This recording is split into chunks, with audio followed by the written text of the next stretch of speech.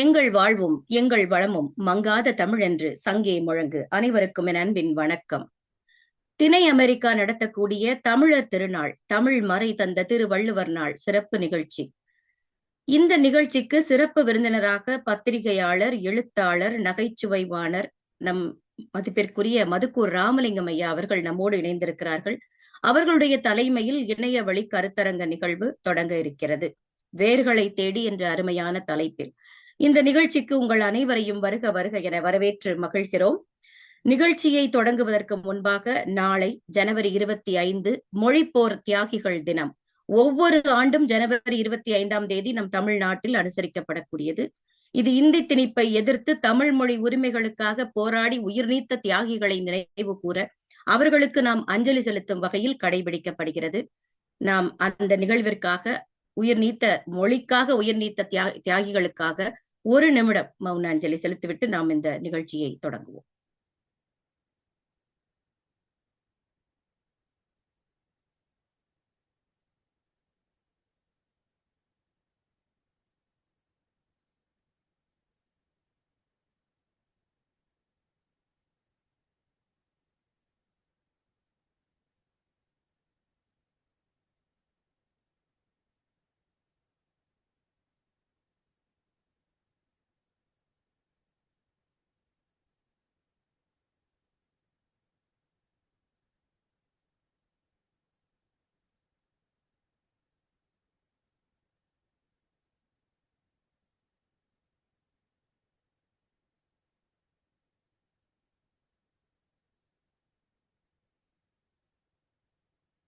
நன்றி.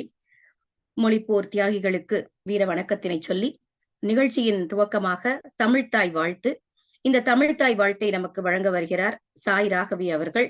வாங்க கண்ணா, வாய்ப்பிருப்பவர்கள் எழுந்து நிற்கலாம், இல்லை என்றால் வீடியோவை அணைத்து விடலாம். நன்றி. நீராறும் கடலுடுத்த நிறமடந்த கெழிலொழுகும் சீராறும் வதனமென திகழ் பரத கண்டமிதில் தெக்கணமும் அதிசிறந்த திராவிடனல் திருநாடும் தக்க சிறு பிறை முதலும் தரித்தனரும் திலகமுமே அத்திலக வாசனை போல் அனைத்துலகும் இன்பமுற எத்திசையும் புகழ் மணக்க இறந்த பெரும் தமிழனங்கே தமிழனங்கே உன் சீரிழமை திறம் வியந்து செயல் மடந்து வாழ்த்துதுமே வாழ்த்துதுமே வாழ்த்துதுமே. நன்றி நன்றி கண்ணா. அவளே கன்ஃபியூஸ் ஆயிட்டா பாவம். நன்றி சொல்லணுமா வணக்கம் சொல்லணுமா ரெண்டுமே சொல்லலாம்டா. நன்றி வணக்கம், மிகச் சிறப்புடா கண்ணா, அருமையா பாடினீங்க. நன்றி நன்றி. மீண்டும் இந்த நிகழ்ச்சியில் இணைந்திருக்கக்கூடிய அனைவரையும் வரவேற்று நாம் நிகழ்ச்சியில் தொடர்கிறோம். அடுத்ததாக குரல் வணக்கம் வழங்குவதற்கு ஆதவன் வருகிறார். வாங்க கண்ணா. வணக்கம், என் பேர் ஆதவன். நான் அன்றாட் படிக்கிறேன். நான் நியூ ஜெர்சில இருந்து பேசுறேன். நான் இப்போ குரல் சொல்ல போறேன். குரல் எண் 101, அதிகாரம் செய் நன்றி அறிதல். செய்யாமல் செய்த உதவிக்கு வையகமும் வானகமும் ஆற்றல் அரிது. அப்படின்னா யாரோ நீ எதுவும் உதவி செய்யல, ஆனால் நீ கஷ்டத்துல இருக்கும்போது வேற யாரோ உனக்கு உதவி செஞ்சாங்கன்னா விண்ணுலகத்தையும் மண்ணுலகத்தையும் குத்தா ஈடாகாது. அதுக்கப்புறம் குரல் எண் 1031, அதிகாரம் உறவு. சுழன்றும் ஏற்பின்னது உலகும் அதனால் உழண்டும் உழவே தலை. அப்படின்னா உலகத்துல நிறைய தொழில்கள் இருக்கு, ஆனால் உழவு தொழில்தான் ரொம்ப சிறந்தது. ஏன்னா உழவு தொழில் இல்லாம நீங்கள் சாப்பிட முடியாது. நன்றி, வணக்கம். அருமை அருமை தங்கம், அழகா சொன்னீங்களே. உங்களுடைய அதாவது நம்ம ழகரம் தான் தமிழுக்கு ரொம்ப சிறப்பு. அத உழவர்கள் அப்படி சொல்லும்போது அந்த ழகரம் அழகா சொன்னீங்க. வாழ்த்துக்கள் கண்ணா, வாழ்த்துக்கள். தொடர்ந்து தமிழோடு பயணிங்க. நன்றி. நன்றி. அடுத்ததாக நம்ம தமிழர் நிகழ்ச்சியில தமிழர் பாரம்பரிய இசை இல்லாமல் எப்படி? திருப்பறைக்குழு வழங்கக்கூடிய பறை இசை தொடங்க இருக்கிறது. இளங்கோ அவர்கள் நமக்காக வருகிறார். வாங்க இளங்கோ. அனைவருக்கும் வணக்கம். கடந்த பொங்கல் திருநாளை முன்னிட்டு எல்லாருக்கும் இனிய பொங்கல் வாழ்த்துக்கள். உங்கள் உள்ளத்திலும் இல்லத்திலும் மகிழ்ச்சி பொங்கட்டும். அகர முதல எழுத்தெல்லாம் ஆதி பகவன் முதற்றிய உலகு.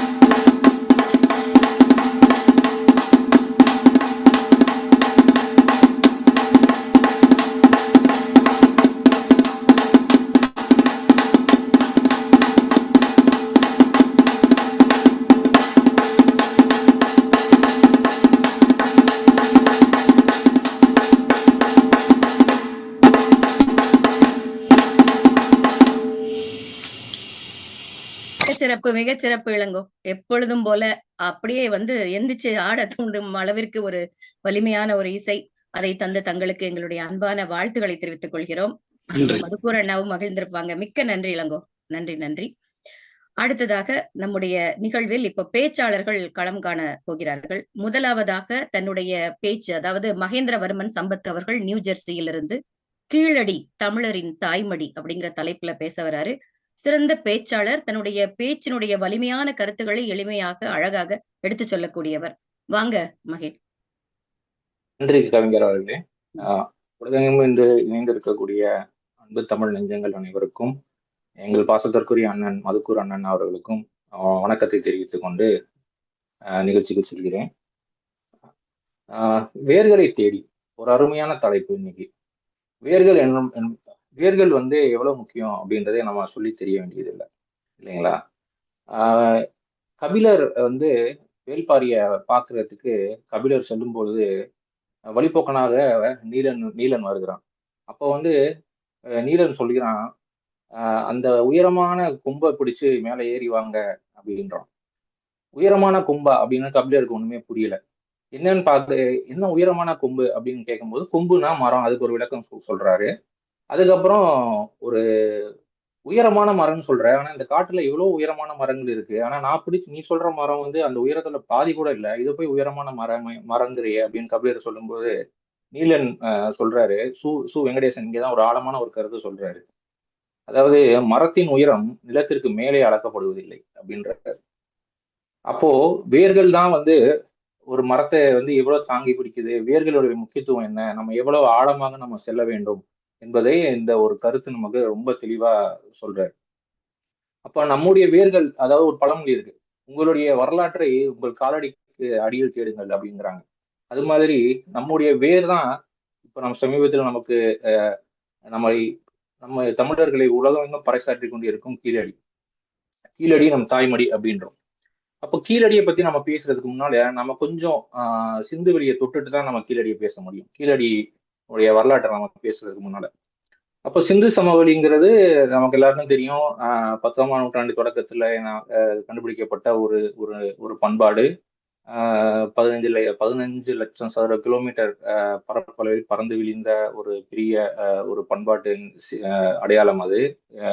இந்தியாவினுடைய குஜராத்தில் தொடங்கி வட வடமேற்கு இந்தியா முழுக்க பரவி தற்போது ஆப்கானிஸ்தான் துருக்கி வரைக்கும் பரவி இருக்கு அப்படின்றாங்க. ஸோ அப்போ அதனுடைய ஒரு காரணகர்த்தா யாருன்னு பார்த்தீங்கன்னா ஜான் மார்ஷல்.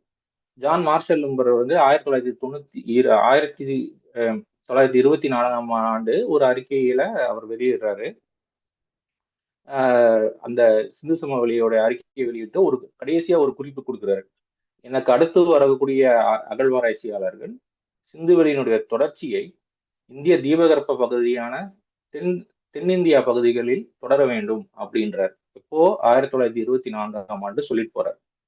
கிட்டத்தட்ட 80 ஆண்டுகள் நமக்கு வந்து ஒன்றும் பெருசா அகழ்வாராய்ச்சியில ஒரு பெரிய முன்னேற்றம் வந்து நமக்கு கிடைக்கல. நம்ம சிந்துவெளியையும் நம்ம கீழடியும் பத்தி நம்ம பேசும்போது நம்ம இரண்டு தற்கால நம்ம சமகால அறிஞர்களை பத்தி நம்ம விட்டு விட்டு பேசுவது அறமாகாது. ஒருவர் சிந்துவெளியின் ஆராய்ச்சியாளர் ஐயா திரு பாலகிருஷ்ணன் அவர்கள், இன்னொருவர் கீழடியினுடைய திரு அமர்நாத் ராமகிருஷ்ணன் ஐயா அவர்கள். அப்போ பாலகிருஷ்ணன் ஐயா வந்து என்ன சொல்றாரு, அவருடைய பார்வை எப்படின்னா, ஒரு அகழ்வாராய்ச்சி வந்து எப்படி இருக்கணும் அப்படின்றா, ஒரு நதி இருக்கணும். ஏன்னா நதியை ஒட்டி தான் நாகரிகம் இருக்கும் அப்படின்றது நம்ம எல்லாருக்கும் தெரியும். ஒரு நதியை ஒட்டின ஒரு நகரம் இருக்கணும். அந்த நகரத்திலிருந்து கிடைக்கக்கூடிய பொருட்கள் இருக்கணும். அந்த பொருட்களை பற்றிய சமகால குறிப்பு இருக்கணும். இப்படிதான் ஒரு 360 அனாலிசிஸ் பண்ணணும். ஒரு ஒரு ஒரு ஒரு இது பண்ணீங்கன்னா தான் ஒரு அகழ்வாராய்ச்சி முழுமையா இருக்கும். அதுதான் சான்று. அப்போ சிந்துவெளி ஆராய்ச்சியில பண்ணும்போது நதி இருக்கு, நகரங்கள் இருக்கு, ஹரப்பா மோஞ்சிதாரோ நகரங்கள் இருக்கு, ஏகப்பட்ட பொருட்கள் கிடைக்குது, பன்மையான பொருட்கள். அந்த பொருட்களை பத்தி யாரும் கேள்வி எழுப்பல. ஆனா அந்த அந்த பொருட்களுக்கு சான்றாக ஒரு குறிப்பு வந்து வட இலக்கியங்கள் எதுலையுமே வந்து குறிப்பு இல்லை. ஆனா பாத்தீங்கன்னா அந்த குறிப்புகள் எல்லாமே நம்ம சங்க இலக்கியத்துல இருக்கு. அதனாலதான் ஐயா சொல்லுவாரு, சங்க இலக்கியம் சிந்துவெளி விட்ட இடமும் சங்க இலக்கியம் தொட்ட இடமும் ஒண்ணும் பாரு. அப்போ சிந்து வழி ஒரு ஒரு ஒரு ஒரு பண்பாட்டினுடைய அடையாளம் தான். ஆனா அதை சான்றாக வெளிக்கொணுவதற்கு ஒரு இது இல்லை. அப்பதான் வந்து பாத்தீங்கன்னா தமிழகத்துல அப்ப ஜான் மார்ஷல் சொன்னது மாதிரி தமிழகத்துல பல அகழ்வாராய்ச்சிகள் வந்து ரொம்ப ஒரு இதுவெல்லாம் செய்யப்பட்டாலுமே எல்லாமே பாத்தீங்கன்னா புதைப்படங்கள் தான். இப்ப அரிக்கமேடு, அழகன்குளம் எடுத்துக்காங்க, கொடுமணம் எடுத்துக்காங்க, ஆதிச்சநல்லூர் எடுத்துக்காங்க, எல்லாமே பாத்தீங்கன்னா ஒரு புதைப்படத்துல தான் அகழ்வாராய்ச்சி நடக்குது. புதைப்படத்துல நமக்கு என்ன கிடைக்கும்? முதுமக்கள் தாலி கிடைக்கும், இல்லைன்னா எலும்பு கூடு கிடைக்கும். எலும்பை வச்சு மனிதர்கள் எத்தனை வருஷத்துக்கு முன்னால எலும்பு கூடு அது, அந்த எலும்பு எத்தனை ஆண்டுகளுக்கு முன்னர் மனிதர்கள் இங்க இருந்தார்கள்னு சொல்லுமே ஒழிய, மனிதர்கள் எப்படி வாழ்ந்தார்கள் அப்படின்றதுக்கான ஒரு ஒரு ஒரு ஒரு இடம் நமக்கு கிடைக்கல, ஒரு தொல்லியல் களம் நமக்கு கிடைக்கல. அதற்கு தீனி போடுற மாதிரி தான் நமக்கு கிடைச்சிருக்கிறது தான் கீழடி தொல்லியல் களம். கீழடி வந்து மதுரைக்கு தென்கிழக்கே 12 கிலோமீட்டர் பக்கத்துல தற்போதைய சிவகங்கை மாவட்டத்தில் உள்ள திருபுவனூர் பக்கத்துல இருக்கிற ஒரு ஒரு ஒரு சிற்றூர். அமர்நாத் அவர்கள் இது 2013 இருந்து அந்த கீழடிக்கு எப்படி வராங்கிறது ஒரு சுவாரஸ்யமான கதை. நம்ம நேரமின்மை காரணமாக நம்ம அதுக்குள்ள போக வேண்டாம். அவர் வந்து வருச நாடுல இருந்து, அதாவது வைகை ஆற்று தொடங்குற இடத்துல இருந்து அழகன்குளம் வைகை ஆற்று கடல்ல கடக்கிற வரைக்கும் கிட்டத்தட்ட 200க்கும் மேற்பட்ட களங்களை தோண்டி கடைசியில கீழடிக்கு வராங்க. கீழடியில வந்து பாத்தீங்கன்னா கிட்டத்தட்ட 7 லட்சத்துக்கும் மேற்பட்ட தொல்லியல் பொருட்கள் கிடைக்கப்பட்டுள்ளன அப்படின்றாங்க. 7 லட்சம் பொருட்களுக்கு மேல அதுல வந்து பாத்தீங்கன்னா 18,000க்கும் மேல டிஸ்டிங்க்ட் ஸ்பெசிமென்ஸ், அதாவது 18,000 தனித்துவம் வாய்ந்த பொருட்கள் கிடைச்சிருக்கு அப்படின்றாங்க.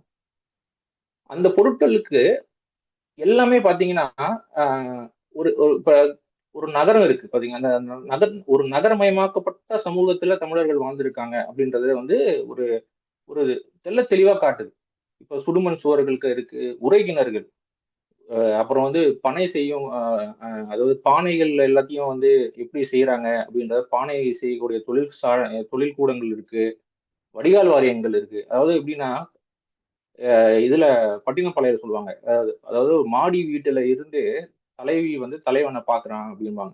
அப்ப நமக்குலாம் தெரியும் அந்த காலத்துல எதிரா மாடி வீடு அப்படின்றான். ஆனா நம்ம கீழடியில அப்படி கிடைச்சிருக்கு. அந்த மாதிரி மாடிகள் வைத்து கட்டப்பட்டுள்ள வீடுகள் நமக்கு வந்து அதனுடைய இது இருக்கு. அப்போ அந்த அந்த அப்போ அந்த கிடைக்கப்பட்ட பொருட்கள் எல்லாத்துக்குமே பாத்தீங்கன்னா நம்ம சங்க இலக்கியத்துல ஒரு குறிப்பு இருக்கு. அதாவது சங்க இலக்கியத்திற்கு உயிர் கொடுத்த கீழடி. நம்ம சங்க இலக்கியங்கள் வந்து நம்ம செய்யுள் பகுதியில சும்மா நம்ம மனப்பாடத்துக்காக படிச்சது போய் அது எல்லாம் நம்ம தமிழர்களுடைய வாழ்வியலோட ஒட்டி நம்ம படிக்கக்கூடிய ஒரு ஒரு ஒரு ஆழத்துக்கு இன்னைக்கு நம்ம வந்திருக்கோம் இல்லைங்களா? ஸோ இப்போ அந்த 18,000 மேற்பட்ட பொருட்கள் கிடைச்சிருக்கு அப்படின்னு சொல்றோம் இல்லைங்களா? 18,000 பொருட்கள்ல ஒரே ஒரு பொருள் மட்டும் இன்னைக்கு நம்ம பார்ப்போம். முக்கியமா பாத்தீங்கன்னா கிட்டத்தட்ட ஒரு 5 லட்சம், அதாவது ஒரு 5 லட்சத்துக்கு குறையில்லாம பானைகள் கிடைச்சிருக்கு அப்படின்றாங்க.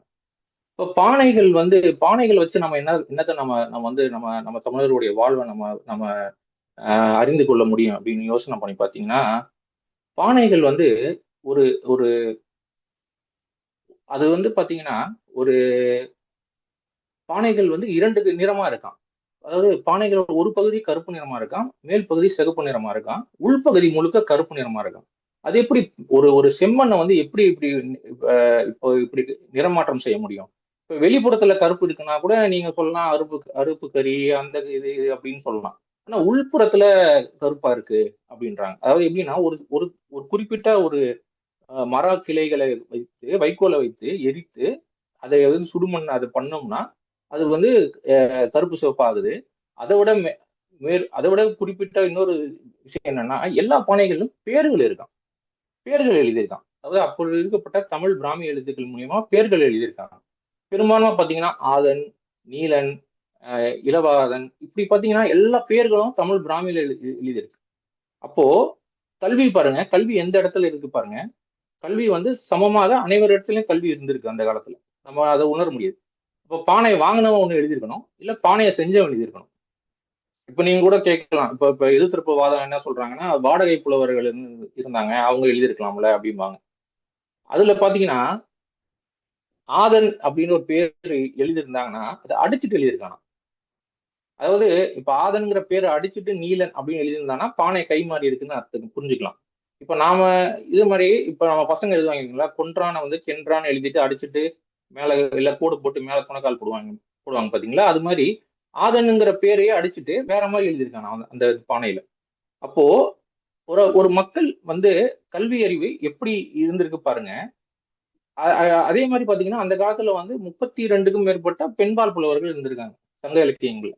சங்க இலக்கியங்கள்ல பெண்பால் புலவர்களுக்கு ஒரு அதிக முக்கியத்துவம் கொடுக்கப்பட்டிருக்கு. அவர்களுடைய உதாரணத்துக்கு பாத்தீங்கன்னா வெள்ளி விதியார்னு இருக்காங்க, காக்கை பாடினியார், ஔவையார், வெண்ணி குயத்தியார். இப்படி கல்வி வந்து மக்களிடம் எல்லாரிடமும் சமமாக பரவி இருந்தது. ஒரு சாதாரண பானை தான், அந்த பானையை சொல்லக்கூடிய விளக்கம் இருக்கு பாத்தீங்களா, அதை எப்படி வாழ்ந்தார்கள் ஒரு விளக்கம் இருக்கு பாத்தீங்களா, அது வந்து மிகப்பெரியது. அது மட்டும் இல்லாம தமிழர்கள் உலகம் முழுக்க வாழ்ந்தாங்க அப்படின்னு நம்ம சொல்றோம். பண்டைய காலத்துல சங்க இலக்கிய காலத்திலேயே அது இருந்திருக்கு. உதாரணத்துக்கு இப்போ இதே பானை, இதே இதே அமைப்பிலான பானை எகிப்து நைல் நதி அருகே இருக்கக்கூடிய அகழ்வாராய்ச்சி நிலையத்துல கிடைச்சிருக்கு. அதுலயும் பாத்தீங்கன்னா ஆதன் நீலன் அப்படின்ற பேர் போட்ட பானைகள், தமிழ் பிராமி எழுத்துக்கள் குறிக்கப்பட்ட பானைகள் எகிப்துல கிடைச்சிருக்கு. அப்ப பாருங்க, அந்த காலத்திலேயே தமிழர்கள் சங்க இலக்கிய காலங்களிலேயே பாத்தீங்கன்னா தமிழர்கள் உலகமெங்கும் பரவி இருந்திருக்காங்க. அதற்கான அமைப்புகள் எல்லாம் கிடைச்சிருக்கு. அது கீழடி நமக்கு அதை பறைசாற்றுகிறது. கல்வியை பத்தி நம்ம பேசும்போது ஒரே ஒரு ஒரு ஒரு புறநானூறு பாடல் சொல்றேன். இந்த பாடல் அனைவரும் உங்களுக்கு தெரிஞ்சிருக்கும் நினைக்கிறேன். புற்றுளி உதவியும் உருபொருள் கொடுத்தும் பிட்டை நிலை முனியாது கற்றல் நன்றி. பிறப்பு ஓர் அன்ன உடன் வயிற்று உள்ளும் சிறப்பின் பாலால் தாயின் மனம் தெரியும் ஒரு குடி பிறந்த பல்லோர் உள்ளும் மூத்தோன் வருக என்னாது அவருள் அறிவுடையோன் ஆறு அரசும் சொல்லும். வேற்றுமை தெரிந்த நாற்பால் உள்ளும் கீழ்பால் ஒருவன் கற்பின் மேல்பால் அவன் கண்படுமே அப்படின்னு புறநானூற்று 183வது பாடல சொல்றாங்க. இப்ப எத்தனையோ நமக்கு கல்வி கொள்கை அதுன்றாங்க. ஆனா உலகிற்கு முதல் கல்விகளை கொடுத்தது சங்க இலக்கிய இந்த பாடல் தான். எல்லா கல்விக் கொள்கையிலும் இந்த பாடல் தான் முதலா இருக்கணும்னு நினைக்கிறோம். பாருங்க, எப்படியாவது படிச்சிரு, ஓகேங்களா, ஆசிரியருக்கு பொருள் கொடுத்து படிச்சிரு, எப்படியாவது படிச்சிரு அப்படின்றாங்க. அதை விட முக்கியமானது, படித்தோன்னு மட்டும்தான் நான் என்னுடைய அரசாங்கம் ஏற்றுக்கொள்ளும். மூத்தோன் வருக, அதாவது மூத்த பிள்ளைகளுக்கு தான் அரசு கொடுப்போம் அப்படின்லாம் கிடையாது. படித்தவன் எவன் இருக்கணும் அவனுக்கு தான் வரணும், அவனுக்கு தான் முன்னுரிமை. அதுக்கு அடுத்து பாருங்க, இதுதான் ரொம்ப ரொம்ப தெளிவான ஒரு கருத்து. வேற்றுமை தெரிந்த நாற்பால் உள்ளும், என்னதான் 4 பால வேற்றுமைன்னு சொன்னாலுமே கீழ்பால் ஒருவன் கற்பின் மேல்பால் அவன் கண்படுமே. ஓகேங்களா, கீழே மேலன்னு சொல்லிட்டு அந்த காலத்துலயும் வந்துருச்சு போல. கீழே மேலன்னு சொன்னீங்கனாலுமே யார் படிக்கிறானோ அவன் தான் சிறந்தவன் அப்படின்றார். இந்த பாடலை இயற்றிய ஆசிரியரோட பேர் ஆரியப்படை கலந்த நெடுஞ்செழியன் பாண்டியன். பாருங்க, பேரை கூட பாருங்க. அப்போ கல்வி கீழடி அந்த காலத்துல பாத்தீங்கன்னா கல்வி சமமாக எல்லாரிடமும் இருந்தது, பரவலாக இருந்தது. அதற்கு கீழடியில் கிடைத்த பானைகள் கூட சான்று. சரிங்களா? இப்போ ஐயா இப்ப பாலகிருஷ்ணன் ஐயா கூட ஒரு கூற்று இப்ப சமீபத்துல ஐயாவோட பேசும்போது ஐயா ஒரு வார்த்தை சொன்னாரு. கீழடி என்பது முழுவதும் புரிந்து கொள்ளப்படாத சங்க இலக்கியம், சங்க இலக்கியம் என்பது முழுவதும் தோண்டப்படாத கீழடி அப்படின்னாரு. அப்ப பாருங்க, நம்ம கீழடி, அதாவது சங்க இலக்கியத்திற்கு உயிர் கொடுத்த கீழடி, கீழடியால் பெருமைப்பட்டு கொண்டிருக்கும் நமது இலக்கியங்கள். அதாவது கீழடிதான் நமக்கு கிடைக்க சான்று. நம்ம தமிழர்கள் எப்படி வாழ்ந்தார்கள் அப்படிங்கிறதுக்கான மிகப்பெரிய சான்று. 110 ஏக்கரா இப்போதைக்கு ஒரு 8 ஏக்கர் நம்ம தான் தோண்டியிருக்காங்க அப்படின்னு தகவல். இன்னும் 110 ஏக்கரை தோண்டினாங்கன்னா அதுல இருந்து எவ்வளவு விஷயங்கள் கிடைக்கும் அப்படின்றத கொஞ்சம் நினைச்சு பாருங்க. இப்ப எல்லாரும் பதட்டப்படுறதுக்கு காரணம் இருக்கும். இப்போ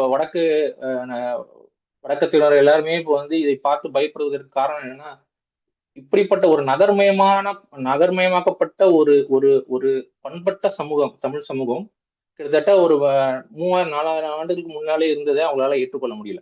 ஏன்னா இப்போ அவர்களை வரலாற்றை திருத்தி எழுத முயற்சி செய்யும் பொழுது இந்த தருணத்துல நாம இப்படிப்பட்ட ஒரு ஒரு ஒரு அணுகுண்டை வீசுறோம் அவங்க முன்னால.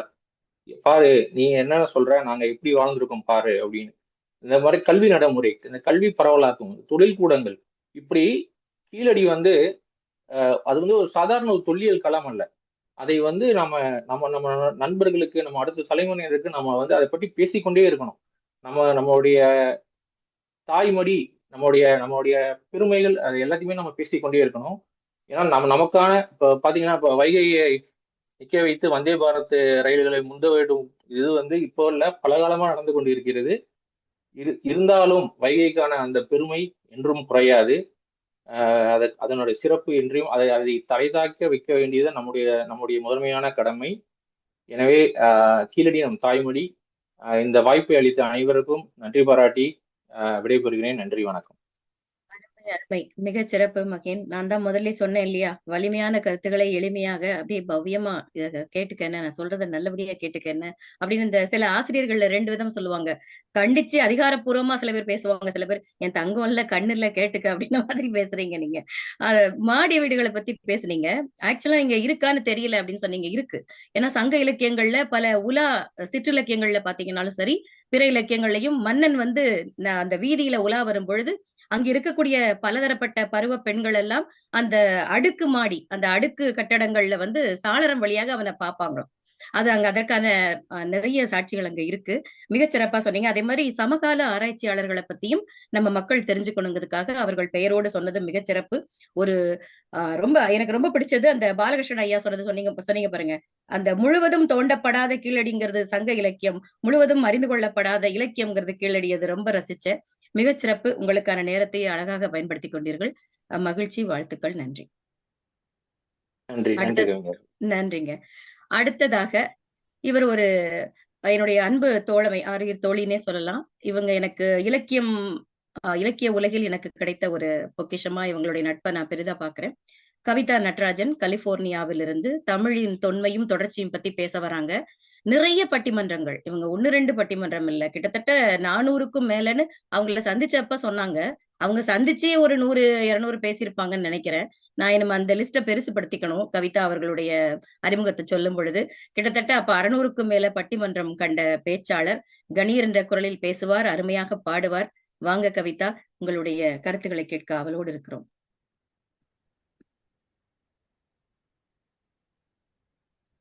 நன்றி தோழி.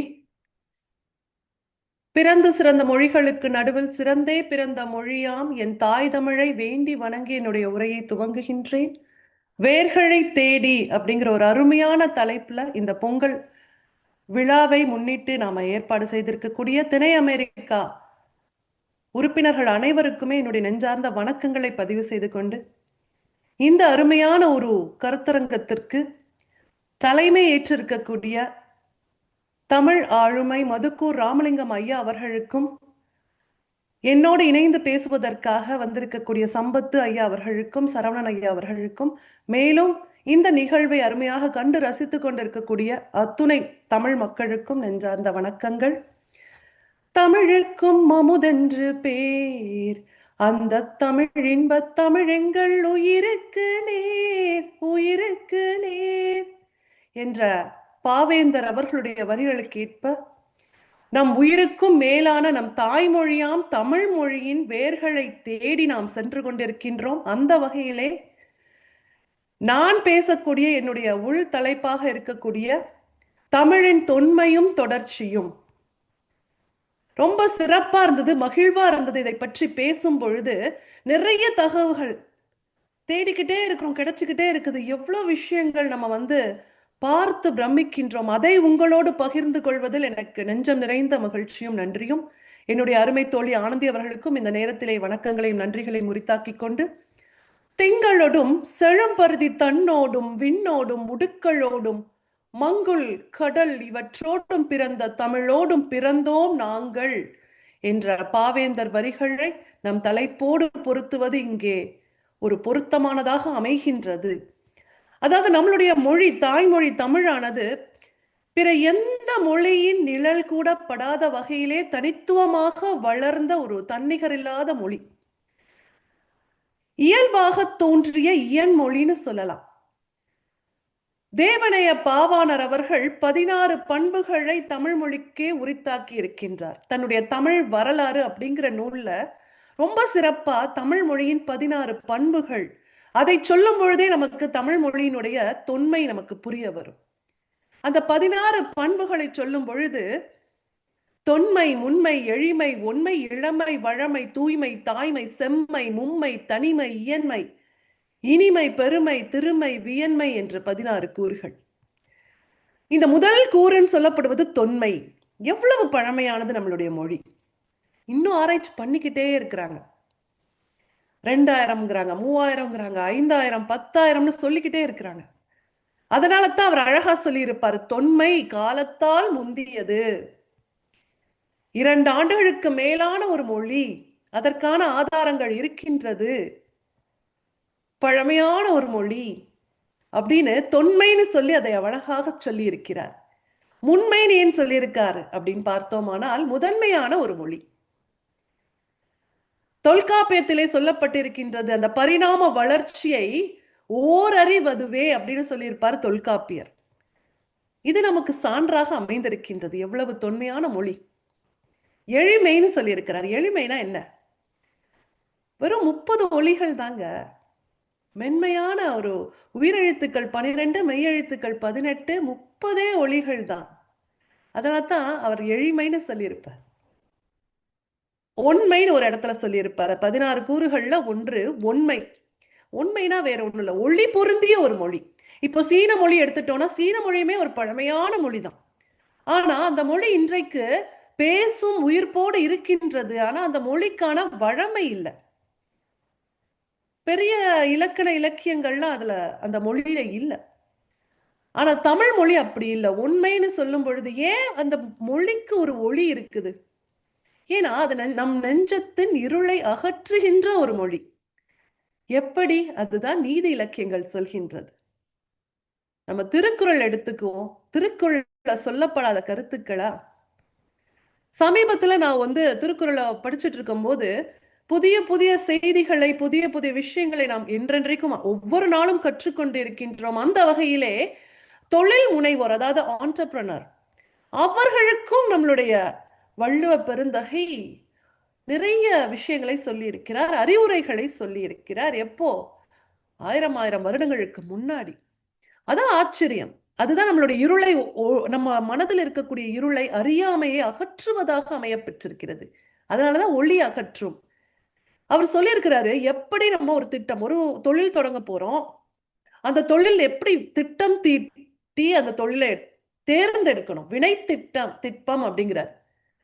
அது மட்டும் இல்ல, அந்த தொழிலால் நீ என்ன வகையான செல்வத்தை சேர்க்க முடியும், எவ்வளவு சேர்க்க முடியும், எவ்வளவு உழைப்பை நீ அதற்கு போட வேண்டும் அந்த தொழிலுக்காக, அப்படிங்கிற விஷயங்கள்லாம் சொல்லியிருக்கிறார். விடாமுயற்சி இருக்கணும். தெய்வத்தான் ஆகாதெனினும் முயற்சி தன் மெய்வருத்த கூலி தரும் அப்படின்னு சொல்றார். இதெல்லாம் கேட்கும் பொழுது நமக்கு ஒரு தெளிவு கிடைக்கின்றது.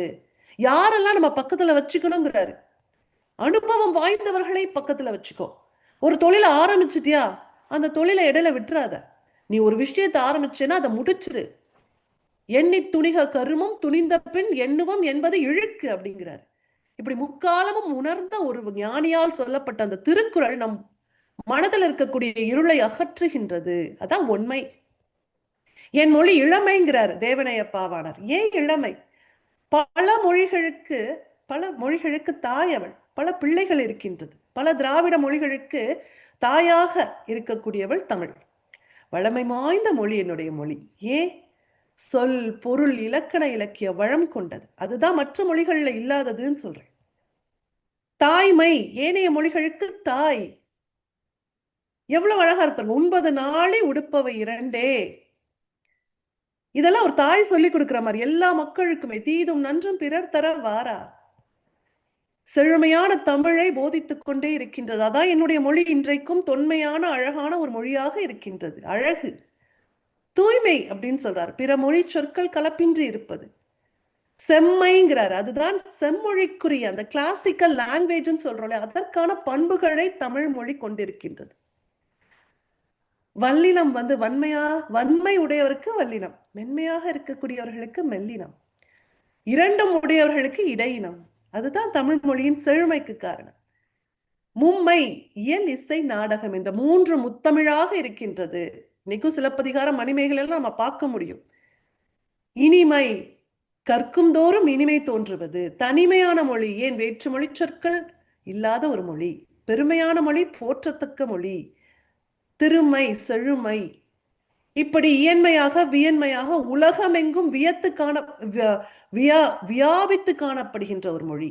அப்படிப்பட்ட என்னுடைய மொழி தொன்மை. ஏன் தொன்மைன்னு சொல்றோம்? அணு ஒரு சின்ன துகள் அப்படின்னு சொல்லி ரூதர் போர்டுங்கிற பெரிய விஞ்ஞானி கண்டுபிடிக்கிறார். அதுக்கு முன்னாடி ஔவையார் சொல்லிவிட்டார். அணுவை துளைத்தேல் கடலை புகட்டி குறுக தரித்த குரல்னு குரலை சொல்லும் பொழுது, அதே போல இதற்கு சான்றுகள் என்ன? இலக்கிய சான்றுகள் தான். ஏன்ஷியன்ட் லிட்ரரி எவிடன்ஸ் சொல்லுவோம். நம்மளுடைய தொல்காப்பியம் கண்ட மொழி தமிழ். 3ஆம் நூற்றாண்டிற்கு முற்பட்ட ஒரு மொழி. தொல்காப்பியம் தான் உலகிலே மிக பழமையான இலக்கிய வடிவிலே இருக்கக்கூடிய தமிழ் இலக்கண நூல். இது ஒரு சான்று போதும் நம்மளுடைய மொழியின் தொன்மையை நாம் உணர்வதற்கு. தமிழ் மொழியின் இலக்கண விதிகளை வரையறுக்கக்கூடிய அந்த மூல நூலான தொல்காப்பியம் அருமையான ஒரு இலக்கிய சான்று. சங்க இலக்கியங்கள் நம்ம சொல்றோம், அகநானூறு, புறநானூறு போன்ற நூல்கள்லாம் கிமு 300க்கு முந்தைய இலக்கிய வளத்தை கொண்டது. பண்பாட்டையும் நம் கலாச்சாரத்தையும் நாகரிகத்தையும் காட்டுகின்றது. 50 காப்பியங்கள் இருக்கு. அப்போ இலக்கிய வளம் தொன்மை வாய்ந்த இந்த இலக்கியங்களை கொண்ட தமிழ் மொழி தொன்மையான ஒரு மொழி. இப்ப நம்மளுடைய சம்பத்தையா பேசினாங்க, நிறைய அகழ்வாராய்ச்சி சான்றுகளை சொன்னார்கள். இந்த அகழ்வாராய்ச்சி சான்றுகள் அனைத்துமே நம் மொழியின் தொன்மையை உலகிற்கு பறைசாற்றும் விதமாக அமையப்பெற்றிருக்கின்றது. கீழடி பற்றி சொன்னார்கள், ஆதிச்சநல்லூர் பற்றி சொன்னார்கள். ஒரு சின்ன எடுத்துக்காட்டு, 1836 வருடம் 1836 வில்லியம் கொலன்சோ அப்படிங்கிற ஒரு சமய போதகர் ஒருத்தர் நியூசிலாந்து பகுதிகளில் அவர் தன்னுடைய பணியை செய்து கொண்டிருக்கின்றார். அங்கே மவோரி அப்படிங்கிற ஒரு இன மக்கள் இருக்கிறாங்க. அந்த பகுதியில அவர் அவருடைய பணியை செய்யும் பொழுது அங்கே ஒரு பெண் ஒரு பாத்திரத்துல உருளைக்கிழங்க வேக வச்சிட்டு இருக்கிறாங்க. அப்பப்ப அவர் பார்க்கிறாரு, அந்த பாத்திரத்தின் வடிவம் ஒரு மாறுபட்ட ஒரு வடிவம். அங்கெல்லாம் அந்த மாதிரி இருக்காது, உலோகமே கிடையாது அங்க. அந்த பாத்திரத்தை வாங்கி அவர் பார்க்கிறாரு, அதுல சில எழுத்துக்கள் எழுதப்பட்டிருக்கின்றது. அந்த பொண்ணுகிட்ட சொல்லி அந்த பாத்திரத்தை வாங்கிக்கிறாரு. வாங்கிட்டு போய் அதுக்கு பதிலாக வேறொரு பொருளை கொடுத்து இதை வாங்கிட்டு போய் இதை ஆராய்ச்சி பண்றாரு. அதுல இருக்கக்கூடிய எழுத்துக்கள் அவருக்கு தெரியல. அதனால அதற்கான ஆராய்ச்சியாளர்கள்கிட்ட கொடுத்து பார்க்கும் பொழுது அது தமிழ் எழுத்துக்கள். யோசித்து பாருங்கள், அந்த பெண் எப்படி சொல்றாங்கன்னா, அது காலம் காலமா அவர்களுடைய முன்னோர்கள் பயன்படுத்தி கொண்டிருக்கக்கூடிய பாத்திரம். அது பாத்திரம் அல்ல, அது ஒரு மணி, வெங்கல மணி. அது வெங்கலமே இல்லாத ஒரு பகுதி, அதுல தமிழ் எழுத்துக்கள் பொறிக்கப்பட்டிருக்கின்றது. அது ஒரு சிறிய எத்தனையோ 1000 ஆண்டுகளுக்கு முன்னாடி எப்படி தமிழன் இங்கிருந்து நியூசிலாந்துக்கு போனா அப்படிங்கிறதே நம்ம மலைக்கக்கூடிய ஒரு விஷயம். இப்படி நிறைய சான்றுகள் இன்றைக்கு நாம் பார்த்து கொண்டே இருக்கின்றோம். ஆராய்ச்சியாளர்கள் ஆராய்ச்சி செய்து கொண்டே இருக்கிறார்கள். கல்வெட்டு சான்றுகள்னு பார்த்தோம்னா, அன்னைக்கெல்லாம் அரசன் ஆணை எப்படி பிறப்பிப்பான் அப்படின்னா, அதை பாறைகள்ல எழுதி வைப்பாங்களாம். பேப்பர் பெண்ணெல்லாம் கிடையாது, பாறைகள்ல எழுதி வைப்பாங்க. அப்படி எழுதும் பொழுது நிறைய பேர் பார்த்து அதை படித்து அரசன் ஆணையை புரிந்து கொள்வார்கள் அப்படிங்கிறதுக்காக அது இன்றைக்கு நமக்கு சான்றாக அமைந்திருக்கின்றது. குகையில இருக்கக்கூடிய கல்வெட்டுக்கள் பழந்தமிழ் எழுத்துக்களை நமக்கு காட்டுகின்றன. இன்றைக்கு வட்ட எழுத்துல எழுதப்பட்டு இருக்கின்றது. அன்னைக்கு பிராமிய எழுத்திலே துவங்கி அந்த தமிழ் அப்படியே பரிணாம வளர்ச்சி அடைந்து இன்னைக்கு வட்ட எழுத்து. இதுதான் தமிழின் தொன்மை நமக்கு பறைசாற்றுகின்ற சான்றுகள். இந்தியாவிலே மொத்தம் 1,00,000 கல்வெட்டுகள் இருக்கின்றது. அதுல பாத்தீங்கன்னா 60,000க்கு மேற்பட்ட கல்வெட்டுகள் தமிழில் இருக்கின்றது. கீழடி, மாங்குளம், புகழூர் அந்த பகுதிகளில் நம்ம நிறைய பார்க்க முடியும். அதே மாதிரி பார்த்தோம் அப்படின்னா, அந்த சங்கம் வளர்த்து முக்கியமாக இறையனார் களவியல் அப்படிங்கிற அந்த இலக்கியம், அதிலே சொல்லப்பட்டிருக்கின்ற விஷயங்கள், அதற்கு உரை எழுதியவர் நக்கீரபெருமான். இதற்கான அந்த உரையில தான் நம்ம இன்னும் நல்லா தெளிவா புரிந்து கொள்ள முடிகின்றது தமிழ் மொழியின் பழமையையும் தொன்மையையும். அதாவது முதல் சங்கம் 4440 வருடங்கள் நடைபெற்றதாம். இடைச்சங்கம் 3700 அப்படின்னு சொல்லப்பட்டிருக்கின்றது. அந்த உலகத்திலேயே தொல்காப்பியத்திற்கு இணையாக பழமையான ஒரு நூலான இறையனார் களவியல்ல. 3ஆம் சங்கம் 1850 வருடங்கள் நடைபெற்றிருக்கின்றது. இந்த ஒரு சான்று போதும் நம் தமிழ் மொழியின் தொன்மையை உலகத்திற்கு உணர்த்த. சரி, இப்போ தொன்மை நிறைய விஷயங்கள் தமிழ் மொழியின் இனிமையெல்லாம் பார்த்தோம். எப்படி தொடர்ச்சியாக சென்று கொண்டிருக்கின்றது என்னுடைய மொழி? அந்த எழுத்து வடிவம் பிராமி எழுத்துக்கள் தற்கால வட்டெழுத்துக்களாக மாற்றம் பெற்றிருக்கின்றது. கல்வெட்டு ஓலைச்சுவடின்னு எழுதுறது இன்னைக்கு அச்சில் எழுதணும். அடுத்து இன்னைக்கு கணினி போன்ற மின்னணு சாதனங்களை பயன்பாட்டுக்கு நம்மளுடைய தமிழ் மொழி வந்திருக்கின்றது.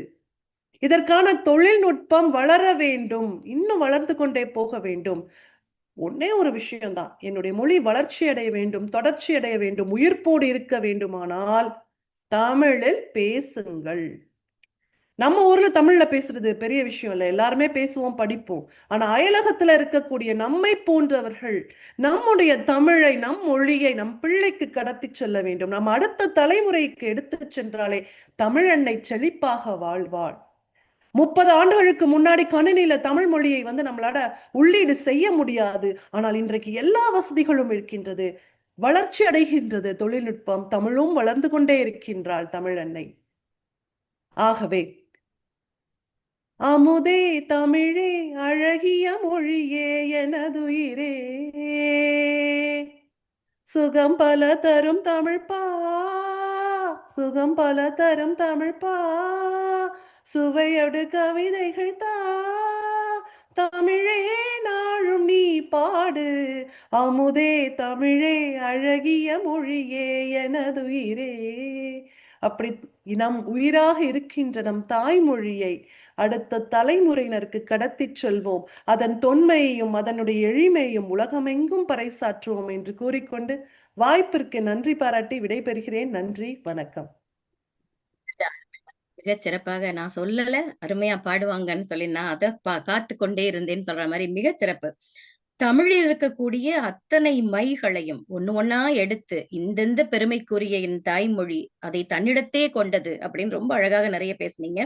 தொன்மையை பற்றி பேசும் பொழுது நம்மிடம் இருக்கக்கூடிய இலக்கிய வளம், அதே மாதிரி கலப்பில்லாத ஒரு மொழி, நம்ம மார்தட்டி சொல்லலாம் எங்கள் தாய்மொழி தமிழ்னு. அதற்கு நிறைய சான்றுகள் வேற எடுத்து சொன்னீங்க. ஒரு திரைப்படத்துல நகைச்சுவையா கவுண்டமணி சொல்ற மாதிரி வரும், டேய் நீ என்ன பண்ற, இத பாறையில எழுதி பக்கத்திலே உட்கார்ந்துக்கோ, உனக்கு பின்னாடி வரவெல்லாம் பார்த்து படிச்சு பக்குவமா நடந்துக்கும் அப்படிம்பாங்க. அது மாதிரி அந்த காலத்தில் பாறைகளில் வடிக்கப்பட்டது, அதாவது தமிழிங்கிறது நம்முடைய சிறப்பு. நான் தன்முனை தமிழின்னு ஒரு நூல், அதை தமிழில் மொழிபெயர்க்கப்பட்டது. நான் சென்ற முறை தாயகம் வந்திருந்த பொழுது கீழடிக்கு அங்க போய் அந்த நூலை கொடுக்கக்கூடிய வாய்ப்பு. ஏன்னா அது எனக்கு ரொம்ப பெருமையா நான் அந்த நேரத்துல நான் நினைச்சு பாக்குறேன், இப்பேற்பட்ட பெருமைக்குரியது அந்த தருணம் அப்படின்னு. மிகச் சிறப்பாக பேசிய தங்களுக்கு என் நெஞ்சார்ந்த வாழ்த்துக்கள்டா. நன்றி நன்றி. அடுத்ததாக நிகழ்ச்சியில் தொடர்ந்து பேச வருகிறார். சரி, 2 விதமான பேச்சு நம்ம கேட்டாச்சு, இவர் எப்படி பேசுவாரு அப்படின்னு எல்லாரும் ஆராய்ச்சி பண்ணிட்டு இருப்பாங்க. சரவணகுமார் டெக்சாஸில் இருந்து வர இருக்கிறார். தமிழரின் பண்பாடு பற்றி தன்னுடைய கம்பீர குரலில் தமிழ் தாயை அரவணைக்க வருகிறார். வாங்க, வணக்கம். கேக்குதுங்களா? கேக்குதும்.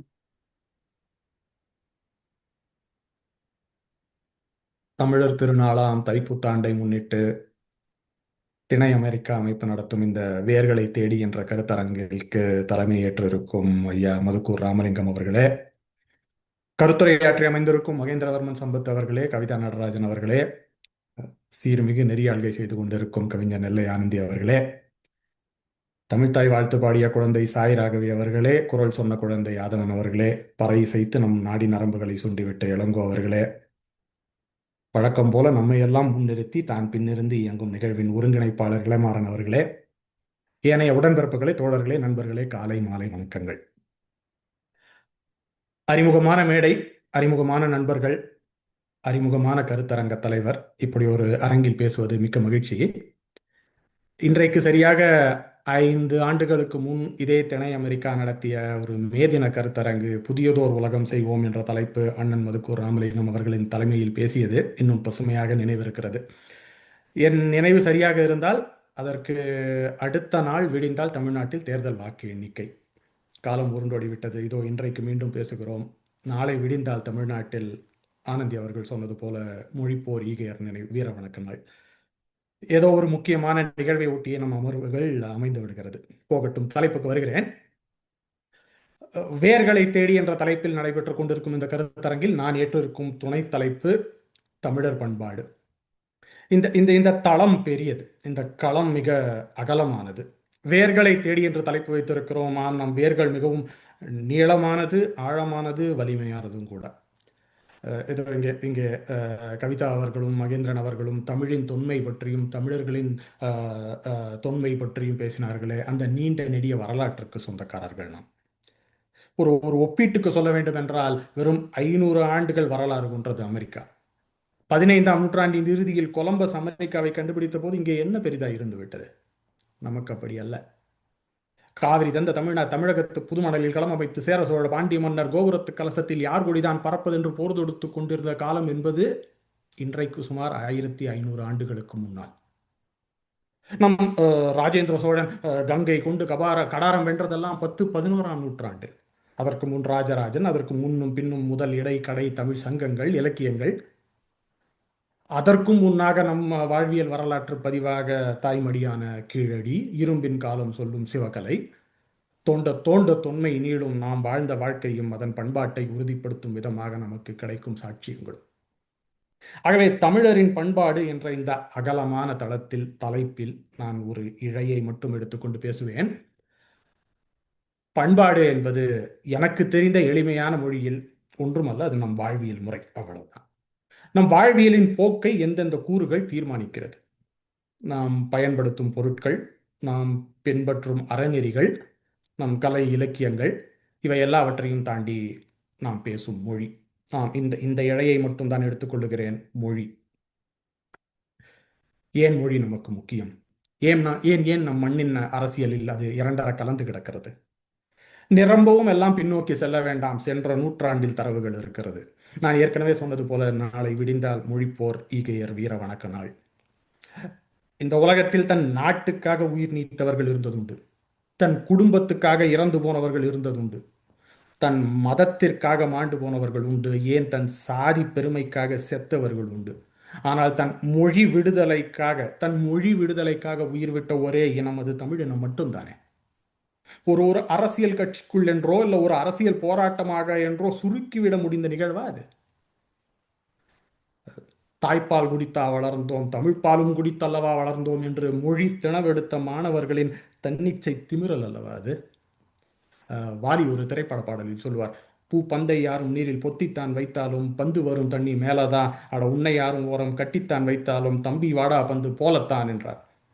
அதுபோல இந்திய அடக்குமுறைக்கு அடங்காமல் திமிரி எழுந்த தீரர்களின் போராட்டம் அல்லவா அது? தாளமுத்துவும், நடராசனும், கீழப்பழுவூர் சின்னசாமியும், சிவகங்கை ராஜேந்திரனும், கோடம்பாக்கம் சிவலிங்கமும், விருகம்பாக்கம் அரங்கநாதனும் இன்னுயிர் இருந்தது எதற்காக? இப்போது பொங்கலுக்கு வந்ததே பராசக்தி படம், நான் கூட நண்பர்களிடத்தில் சொல்லிக் கொண்டிருந்தேன், அது பராசக்தி குறில் அல்ல, பராசக்தி நெடில் என்று. அந்த படத்தில் ஒரு வசனம், you want uniformity, we want unity. நீங்கள் ஒருமையை கேட்கிறீர்கள், நாங்கள் ஒற்றுமையை கேட்கிறோம். நாங்கள் இந்தி திணிப்புக்குத்தான் எதிரானவர்கள், இந்திக்கோ இந்திக்காரர்களுக்கோ அல்ல. அதுதான் அந்த உறுதிதான். மொழியை தொலைத்தால் கலையை தொலைப்போம், மொழியை தொலைத்தால் இலக்கியத்தை தொலைப்போம், மொழியை தொலைத்தால் நம் அடையாளத்தையே தொலைப்போம் என்ற அந்த சிந்தனை தெளிவு இருந்ததால் தானே அவர்கள் இன்னுயிரை கொடுத்து நமக்கு செந்தமிழை காத்தார்கள். தமிழர்கள் நாம் உறவுக்கு கை கொடுப்போம், உரிமைக்கு குரல் கொடுப்போம், அன்பு கொடுத்தால் அரவணைத்துக் கொள்வோம், அடக்க நினைத்தால் அடங்க மறுப்போம், ஆர்ப்பரித்து எழுவோம் என்ற அதற்கான வாழ்ந்த சாட்சியங்கள் தானே இந்த மொழிப்போர் ஈகையர்கள். தண்ணீர் விட்டா வளர்த்தோம், இப்பயிரை கண்ணீரால் காத்தோம் என்பான் பாரதி. அதையும் தாண்டி செந்நீரால் காத்த செம்மல்கள் அல்லவார்கள். வேர்களை தேடி என்ற தலைப்பு அழகாக பொருந்தி போகிறது. மொழி நம் பண்பாட்டின் வேர். மலர்கள் வாடிவிடலாம், வருத்தம் இல்லை. இலைகள் சருகாகலாம், கவலை இல்லை. கிளைகள் பட்டு போகலாம், பிரச்சனை இல்லை. நடுமரம் நலிந்தே போகலாம், நம்பிக்கை குறையாது. விழுதுகள் கூட வீழ்ந்து விடலாம், வீண் போக மாட்டோம். ஆனால் நம் ஆணி வேர் அசைக்க முடியாததாக இருக்க வேண்டும். இன்றும் இருந்து கொண்டுதான் இருக்கிறது என்பதை நம் முந்தைய தலைமுறைகள் நமக்கு உத்தரவாதப்படுத்தி கொடுத்திருக்கிறார்கள். அது என்றும் தொடர வேண்டும் என்பதை நாம் நம் அடுத்த தலைமுறைக்கு உத்தரவாதப்படுத்தி கொடுக்க வேண்டும். கவிதா அவர்கள் சொன்னது போல, வீட்டில் நம் பிள்ளைகளிலிருந்து அதை தொடங்க வேண்டும். பிள்ளைகளுக்கு தமிழில் பெயர் வைப்பதிலிருந்து தொடங்குவோம். சில 10 ஆண்டுகளுக்கு முன் பிள்ளைகளுக்கு நாம் வைத்த பெயர்களில் ஒரு எழுச்சி இருந்தது, மொழியின் பெருமிதம் இருந்தது. அன்பழகன், அறிவழகன், நாவரசன், நம் இளமாறன், பொய்யாமொழி, பூங்குழலி, அங்கவை, சங்கவை, தமிழ்ச்செல்வன், தமிழ்ச்செல்வி, மணிமேகலை. பழகு தமிழில் வைக்கப்பட்ட இந்த அழகு பெயர்கள் எல்லாம் இன்று லெமூரியா கண்டம் போல வழுக்கொழிந்து விட்டது. மிஞ்சி போனால் 100இல் 1 or 2 தேரும், அவ்வளவுதான். ஆங்கில மோகமோ சமஸ்கிருத மயக்கமோ அல்லது எங்கோ மின்னும் நட்சத்திரத்தை எப்படியோ சுற்றும் கோளுடன் தொடர்பு படுத்தி அதற்கேற்ப ஜாதகம் என்ற மடமை தரித்தோ சகட்டுமேனிக்கு பெயர் வைத்துக் கொண்டிருக்கிறோம். ஒரு உதாரணம் சொல்ல வேண்டும் என்றால், யாஷிகா என்றால் தமிழில் யாசகம் செய்பவள், பிச்சைக்காரி என்று பொருள். புரிந்தவர்கள் புரிந்துள்ளனர். நல்ல தமிழ் பெயர்களை மீட்டுருவாக்கம் செய்வோம். நம் பிள்ளைகளுக்கும் அடுத்தடுத்த சந்ததியினருக்கும் வைத்து பழகுவோம். அடுத்து மிக முக்கியமாக மொழி அரசியலை வீட்டுக்குள் பேச வேண்டும். நம் பிள்ளைகளிடம் பேச வேண்டும். நாம் பேசாவிட்டால் வெற்றிடத்தை காற்று நிரப்பும் என்ற இயற்பியலுக்கு ஏற்ப அந்த வெற்றிடத்தில் வெளி உலகம் நஞ்சை புகுத்தும். நான் 2 வாரங்களுக்கு முன்பு இங்கே பராசக்தி படம் பார்க்க சென்ற போது வழி நெடுக என் 10 பருவ மகனிடம் இந்தி திணிப்பின் 1 நூற்றாண்டு வரலாற்றை பேசிக் கொண்டு வந்தேன். என்ன நடந்தது, யார் என்ன செய்தார்கள், அன்று நிலவிய சூழல் என்ன என்றெல்லாம் எடுத்துரைத்துக் கொண்டு வந்தேன். நமக்கு இன்றிருக்கும் வாழ்க்கையும் வாய்ப்பும் வசதியும் அதில் நம் குடும்பத்தை தாண்டி நம் மண்ணின் மொழி அரசியலுக்கு ஒரு முக்கியமான பங்கு இருக்கிறது என்பதை விளக்கி சொல்லிட்டு சென்றேன். சித்திர சோலைகளை உமை நன்கு திருத்தை பாரினிலே எத்தனை தோழர்கள் ரத்தம் சொரிந்தனரோ உங்கள் வேரினிலே என்பான் பாவேந்தன். அதை போல நமக்கு இன்று இந்த வாழ்க்கை எளிதாக இருக்கலாம். ஆனால் இதை நமக்கு எளியதாக்க எத்தனை பேர் ரத்தம் சொரிந்தனார்கள், இன்னுயிரை ஈந்தார்கள் என்று எடுத்து சொல்லி கூட்டி சென்றேன். அவனுக்கு படம் புரிந்தது, அதன் பேசுபொருள் உரைத்தது. நண்பர்களே, மொழியின் முக்கியத்துவத்தை நம் அடுத்த தலைமுறைக்கு கடத்தும் கடமையும் கடப்பாடும் நமக்கு இருந்தே தீருகிறது. இன்னும் ஒரு செய்தி மட்டும் சொல்லி நிறைவு செய்வேன். ஏனென்றால் அடுத்ததாக காந்த குரலில் கந்தர்வ தமிழ் கரைபுரண்டோட காத்திருக்கிறது. அதை தடுப்பணை போட்டு தாமதப்படுத்தும் பணியை நாம் தொடர்ந்து விடக்கூடாது. ஆகையால் ஒரு செய்தி மட்டும். இந்திய துணைக்கண்டத்தில் 845 மொழிகளும் வழக்குகளும் இருந்ததாக சொல்லுகிறார்கள். மாநிலங்களும் ஒன்றிய ஆட்சி பகுதிகளுமாக இன்றைக்கு 36 நிலப்பகுதிகள் இருக்கிறது. ஆனால் அலுவல் மொழிகள் என்று பார்த்தால் இன்று வெறும் 22 தான் இருக்கிறது. அவற்றிலும் போடோ, டோக்ரி, சந்தலி, மெய்த்தி போன்ற மொழிகள் எல்லாம் இன்னும் எவ்வளவு வளமையில் இருக்கிறது என்று தெரியவில்லை. இலக்கண இலக்கியங்களின் தொன்மையுடனும் இன்றைய அறிவியலுக்கான புதுமையுடனும் பேச்சிலும் வழக்கிலும் பசுமையுடனும் தன் மக்களின் பண்பாட்டின் நீட்சியை பறைசாற்றிக் கொண்டும் இன்றும் உயிர்ப்புடன் ஒரு மொழி இருக்கிறது என்றால் எனக்கு தெரிந்த அளவில் அது தமிழ் மொழி மட்டும்தான். இன்னொரு மொழியின் ஆதிக்கத்தால் ராஜஸ்தானி, போஜ்பூரி, ஹரியான்வி, மால்வி போன்ற மொழிகள் எல்லாம் அழிந்து கொண்டிருக்கின்றன. இல்லை, சில அழிந்தே விட்டன. அந்த பட்டியலில் தமிழ் இடம்பெற்று விடக்கூடாது நண்பர்களே. அதை பாதுகாக்கும் பொறுப்பும் கடமையும் நமக்கு இருக்கிறது. எத்தனை தோழர்கள் ரத்தம் சொரிந்தனரோ என்ற அந்த வரிகள் நமக்கு மீண்டும் மீண்டும் நினைவில் இருக்க வேண்டும். தமிழ் மொழி காப்போம், இந்தி திணிப்பை என்றும் எதிர்ப்போம், தமிழ் பண்பாடு பேணுவோம். வாய்ப்புக்கு நன்றி, வணக்கம். வெடிச்ச மாதிரி சரம் வெடித்த மாதிரி இருந்தது. மிகச் சிறப்பாக பண்பாடு என்பதற்கு ஒரே ஒரு சொல் சொன்னீங்க, வாழ்வியல் முறை. அவ்வளவுதான். அந்த வாழ்வியல் முறையை நாம் அதை பத்திதான் இன்னைக்கு நான் பேச போறேன். அதிலும் மொழியை எடுத்துக்கொண்டேன் அப்படின்னு மிகச் சிறப்பா சொன்னீங்க. அதுல எனக்கு ரொம்ப பிடிச்ச நீங்க சொன்னது மொழி. முன்பெல்லாம் எத்தனையோ மொழி இன்னைக்கு நம்ம 22ன்னு சொல்லி வருத்தப்பட்டீங்களே. முதல்ல சொற்கள் நிறைய இருந்தது, நம்ம வார்த்தை வங்கி நிறைய இருந்தது. இன்றைக்கு தமிழ் அறிஞர்கள்லாம் சொல்றாங்க, நாம் உபயோகப்படுத்தக்கூடிய பயன்பாட்டில் இருக்கக்கூடிய சொற்களின் எண்ணிக்கை குறைஞ்சு போயிருச்சாம். இன்னைக்கு 600க்கும் கீழே போயிருச்சாம். பின்ன நம்ம நடு சென்டர்ல, அதுக்கப்புறம் என்ன சொல்லுவாங்க, மேல் டாப்ல, ஷாப்பு கடை, பட்டானா, இப்படி பேசிட்டு இருந்தா அப்புறம் எப்படி மொழி வளரும்? நீங்க அழகா சொன்னீங்க, 11 வயது மகனிடம் பராசக்தி பார்க்க செல்லும் பொழுது அது அழகா சொன்னீங்க. சக்தி தான் அது. அது நெடில். அதை உங்க மகனுக்கு தெரியப்படுத்தி அந்த படத்தை அவனை ஆழ்ந்து ரசிக்க செய்திருப்பது உங்களுக்கு ஒரு பெரிய தலை வணங்குகிறேன். மிகச்சிறப்பு. சொல்லுவாங்க, பொதுவா ஒரு இனத்தை அழிக்க வேண்டும் என்றால் அவனுடைய மொழியை அழிக்க வேண்டும்பாங்க. அதற்கு நாம் முட்டு கொடுக்க கூடாது. அப்ப நம்ம எங்கு சென்றாலும், இன்னைக்கு அமெரிக்காவில நம்ம இருந்து கொண்டு தமிழ் தமிழ் என்று பேசிக் கொண்டிருக்கிறோம். ஆனால் தமிழ்நாட்டில் இருப்பவர்கள் தமிழில் பேசுகிறார்களா? அதுதான் இங்க இருக்க பெரிய கேள்வி. சாரமான பேச்சில் வீரம் தெரித்தது. தங்களுக்கு என்னுடைய அன்பான வாழ்த்துக்கள். நன்றி, நன்றி. அடுத்ததாக நிகழ்ச்சியில் தொடர்ந்து நாம் அனைவரும் ஆவலோடு காத்து கொண்டிருக்கக்கூடிய நம்முடைய மதுக்கூர் ராமலிங்கம் ஐயா அவர்களின் உரை இங்கே அரங்கை நிறைக்க காத்திருக்கிறது. வேர்களை தேடி என்ற தலைப்பில் ஐயா அவர்கள் உரையாற்ற காத்திருக்கிறார். அதற்கு முன்பாக ஐயா அவருக்கு அறிமுகம் தேவையில்லை. நம்ம இதுல சொல்லணும்னா சூரியனுக்கு நம்ம என்ன அறிமுகம் சொல்வது என்று சொல்வதை போல அப்படிலாம் நாங்க விட்டுற மாட்டோம், நாங்க எல்லாத்தையும் சொல்லுவோம் அப்படிங்கிற மாதிரி தஞ்சை மாவட்டத்தில் மதுக்கூர் அருகில் இருக்கக்கூடிய விக்ரமம் என்ற கிராமத்தில் பிறந்தவர்.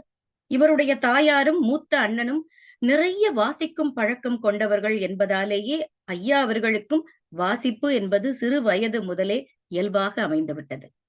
எழுத்து பேச்சு மட்டுமல்லாமல் பாடுவதிலும் ஆர்வமிக்கவர்.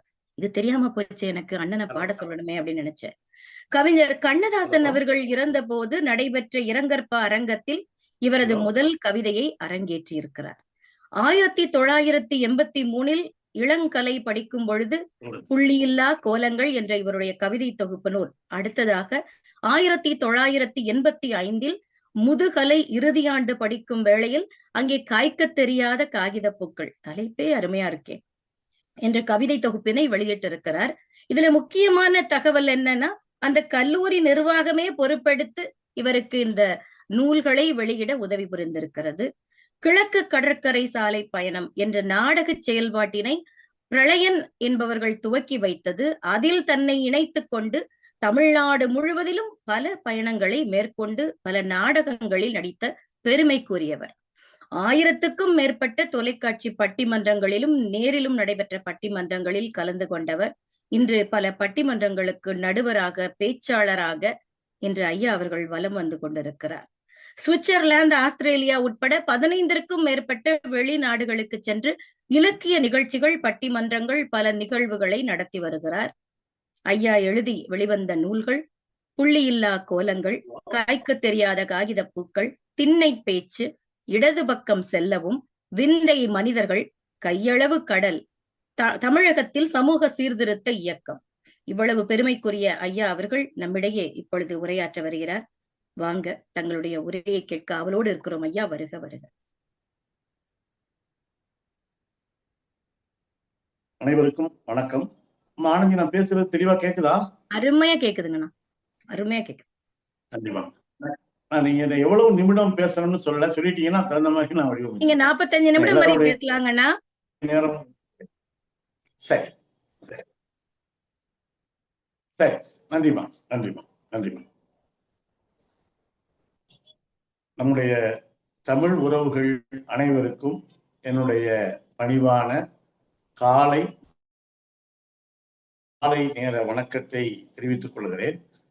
நம்முடைய திணை அமெரிக்கா அமைப்பும் நடத்துகிற இந்த அற்புதமான தமிழர் திருநாள், உழவர் திருநாள், உழைப்பவர் திருநாள், தமிழ் மறை தந்த வள்ளுவ பேராசானுடைய இந்த திருவிழாவில் நம்முடைய உறவுகளோடு இணைந்து உரையாடுவது உண்மையிலேயே மகிழ்ச்சியான ஒரு அனுபவமாக இருக்கிறது. இந்த நிகழ்விலே நான் பங்கேற்பதற்கு காரணமாக அமைந்த என்னுடைய இனிய இளவல் பெருமரியாதைக்குரிய அன்பு தம்பி இளமாறன் அவர்களுக்கும், இந்த நிகழ்வை மிகச் சிறப்பாக நெறியாழ்கை செய்து கொண்டிருக்கிற என்னுடைய பேரன்புக்குரிய தங்கை கவிஞர் நெல்லை அன்புடன் ஆனந்தி அவர்களுக்கும், துவக்கத்தில் நம்முடைய வள்ளுவன் சொன்னது போல குழல் இனிது யாழ் இனிது என்பர் தம் மக்கள் மழலை சொல் கேளாதவர் என்ற வள்ளுவனுடைய வாய்மொழிக்கேற்ப 2 மழலைகள் நம்முடைய குழலும் யாழுமாக நம்முடைய குரலை சொன்னது அழகு. அதிலே முதலிலே குரல் சொன்ன அந்த குழந்தை நன்றி சொல்வதா வணக்கம் சொல்வதா என்று தடுமாறியதையும் கூட தங்கை ஆனந்தி அழகாக சமாளித்தார். இங்கே தமிழ்நாட்டிலே கூட முதலிலே தமிழ்த்தாய் வாழ்த்து பாடுவதா, தேசிய கீதம் பாடுவதா என்று உயர் பொறுப்பிலே உள்ளவர்கள் கூட உள்ளடி வேலை செய்கிற பொழுது தமிழே என்றும் தலையாயது என்று அந்த குழந்தை நன்றி வணக்கம் என்று 2ஐயும் சொன்னது.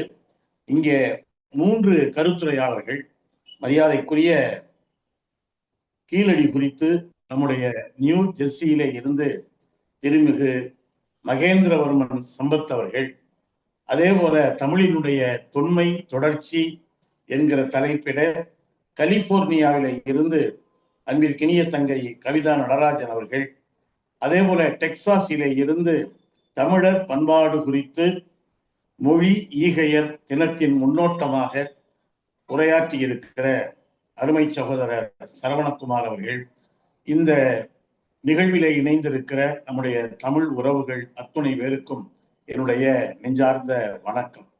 இந்த திணை என்கிற இந்த திண்ணை நான் ஏற்கனவே அமர்ந்து உரையாடிய ஒரு இடம்தான். அதிலே அழகாக சொன்னது போல இங்கே நாளை மொழி ஈகையர், அது உங்களுக்கு இன்றுதான் அந்த 25 என்பது இங்கே மொழிப்போர் தியாகிகளுடைய அந்த நினைவேந்தல் நிகழ்வாக இங்கே தமிழ்நாட்டிலே கடைபிடிக்கப்படுகிறது. தங்களுடைய சந்தன தேகத்தை செந்தனலுக்கு தின்ன கொடுத்த மொழிப்போர் தியாகிகளுக்கு உங்களோடு இணைந்து நானும் மௌனத்தை மட்டுமல்ல ஒரு பெரும் குரலால் அவர்களுக்கு என்னுடைய வீர வணக்கத்தை தெரிவித்துக் கொள்கிறேன். இங்கே எனக்கு முன்னாலே பேசிய 3 நம்முடைய சகோதர சகோதரிகளும் அற்புதமாக பேசினார்கள். அதிலும் மகேந்திரவர்மன் முடிக்கிற பொழுது அற்புதமான ஒரு வார்த்தையை சொன்னார். நம்முடைய வைகையை முந்த வந்தே பாரத் வந்துவிட்டது. வந்தே பாரத் விரைவாக செல்வதிலே நமக்கொன்றும் அட்டி இல்லை, ஆட்சேபனை இல்லை. ஆனால் வந்தே பாரத் ரயில் வேகமாக ஓட வேண்டும் என்பதற்காகவே வைகையினுடைய வேகத்தை அவர்கள் கட்டுப்படுத்தி இருக்கிறார்கள். இது 2 ரயில்களின் கதை அல்ல, 2 நதிகளின் கதை, 2 நாகரிகத்தின் கதை, 2 பண்பாட்டின் கதை என்பதை மட்டும் நீங்கள் வேறொரு மண்ணிலே இருப்பதால் அளவோடு அரசியல் பேச வேண்டும் என்கிற வரையறைக்குள்ளே நின்று நீங்கள் வந்தே பாரத்தை எவ்வளவு வேகமாக இயக்கினாலும் வைகையினுடைய தொன்மையை, தொடர்ச்சியை தொட்டுவிட முடியாது என்பதுதான் நாம் அடக்கமாக சொல்லிக்கொள்ள விரும்புகிற செய்தி. அதே போல அன்பிற்கினிய சகோதரி கவிதா நடராஜன் அவர்கள் தொன்மையையும் தொடர்ச்சியையும் மிக அழகாக சொன்னார்கள். தொல்காப்பியத்திலே இருந்து இன்றைக்கு இருக்கிற அது எந்த அளவுக்கு இந்த எண்மத்தோடு டிஜிட்டலோடு தமிழ் இணங்கி போகிறது என்பதை அற்புதமாக சொன்னார்கள். நிறைவாக பேசிய சரவணகுமார் அவர்கள் அந்த மொழிப்போர் தியாகிகளினுடைய அந்த வரலாற்றை நாம் திரும்ப திரும்ப சொல்ல வேண்டும் என்று சொன்னார். நம்முடைய பிள்ளைகளுக்கு நாம் தமிழ் பெயரை சூட்ட வேண்டும். வாழ்வது எந்த நிலத்திலே என்றாலும் நம்முடைய தமிழினுடைய பெயர்களிலே சூட்ட வேண்டும் என்று சொன்னார்கள். நான் இயன்ற வரை வாழ்க்கைக்கும் வார்த்தைக்கும் இடைவெளி இல்லாமல் வாழ முயல்கிறவர். அந்த வகையில என்னுடைய முதல் மகன் இங்கே ஒரு MD பொது மருத்துவம் படித்துவிட்டு இங்கே ஒரு அரசு மருத்துவராக பணியாற்றுகிறார். இடஒதுக்கீடும் இல்லை என்று சொன்னால் எங்கள் குடும்பத்தில் இருந்தெல்லாம் ஒரு மருத்துவர் வந்திருப்பது என்பது சாத்தியமல்ல.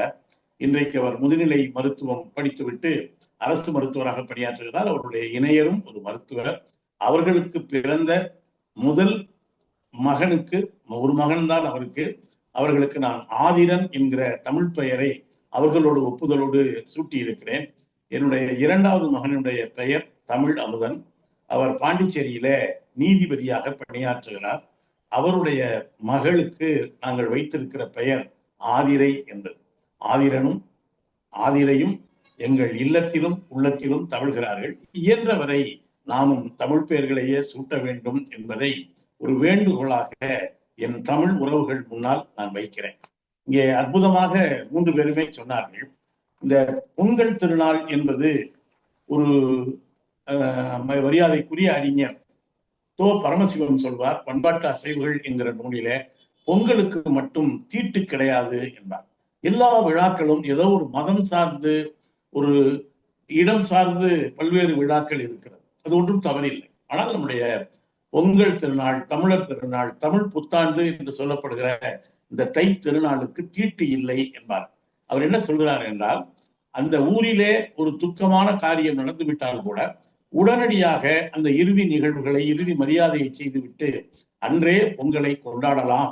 அதுதான் ஒரு உழைக்கிற மக்களினுடைய விழா என்று. இங்கே சில தர்மங்கள் என்ன சொல்கிறது என்று சொன்னால், உழவு செய்வதே பாவம் என்று சொல்கிறார்.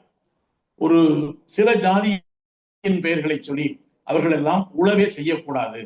ஏனென்றால் கலப்பை மண்ணிலே படுகிற பொழுது சில உயிர்கள் அழிந்து போகும் என்று அவர்கள் உழவில் இருந்து ஒரு பெரும்பகுதி மக்களை தடுக்கிற பொழுது நம்முடைய வள்ளுவ பேராசான் தான் சொல்லுகிறார், உழன்றும் உழவே தலை. இன்னும் அழகாக வள்ளுவன் சொல்லுவான், இந்த உலகத்திலே யார் பெரியவர்கள் என்று கேட்டால் சாமியார்களை, துறவிகளை சொல்வார்கள். வள்ளுவன் ஒரே அடியிலே அடித்து நொறுக்குகிறான்.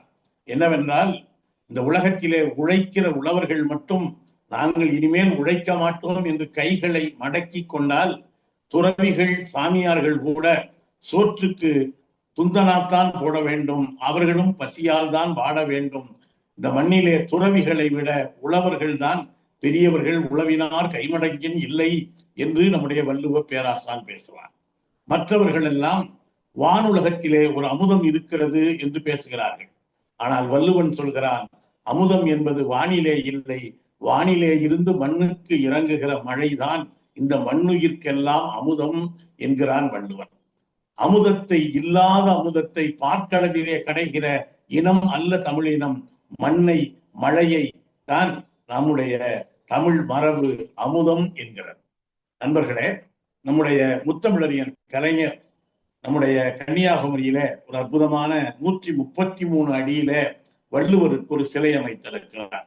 அதனுடைய பொன்விழா நடந்த பொழுது நம்முடைய முதல்வர், துணை முதல்வர் உள்ளிட்டவர்களின் தலைமையிலே நானும் உரையாற்றுகிற ஒரு வாய்ப்பினை பெற்றேன். இங்கே வள்ளுவருக்கு பல பேர் சாயம் அடிக்கிற முயல்கிற காலம் அது.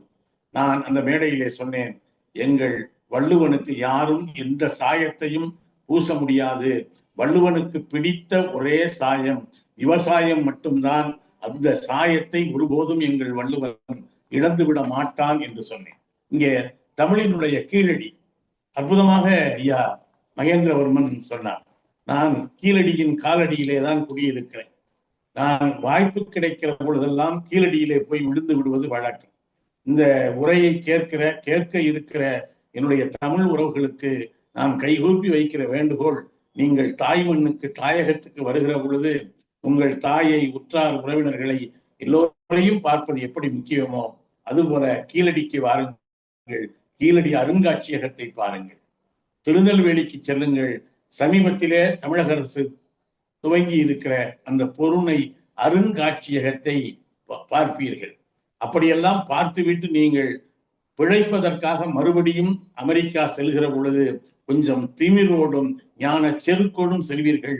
நான் ஒரு 5000 ஆண்டுக்கும் மேலான தொடர்ச்சியின் காவலன், தொடர்ச்சியின் மகன், தொடர்ச்சியின் புதல்வன் என்கிற பெருமிதத்தோடு நீங்கள் அடுத்த முறை ஆகாய விமானம்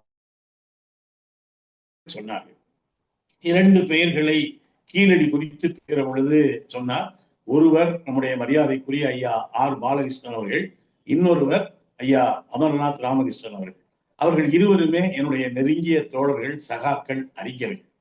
ஒருமுறை நம்முடைய ஆர் பாலகிருஷ்ணன் அவர்தான் தமிழிலே முதன்முறையாக IAS தேர்வு எழுதி வெற்றி பெற்ற ஒரு தமிழாய்ந்த தமிழறிஞர். அவர் ஒரே சொன்னார், மனித நாகரிகம் என்பது கைகளால் எழுதப்படவில்லை, அது கால்களால் எழுதப்படுகிறது என்று சொன்னார். ஏனென்றால் சிந்து சமவெளியில இருந்து இடம்பெயர்ந்து இங்கே வைகை நதிக்கரையில் வந்து குடியேறி இருக்கலாம். அதனுடைய எல்லா சான்றுகளும், ஏனென்றால் அதுவரை நாம் சங்க இலக்கியத்தை தான் எடுத்து எங்கள் தமிழ், எங்கள் தமிழர்கள், எங்கள் நாகரிகம், எங்கள் பண்பாடு என்று சொன்ன பொழுது இவையெல்லாம் வெறும் செய்யுள் தானே, கவிதை தானே, கற்பனை தானே என்று சொன்னார்கள்.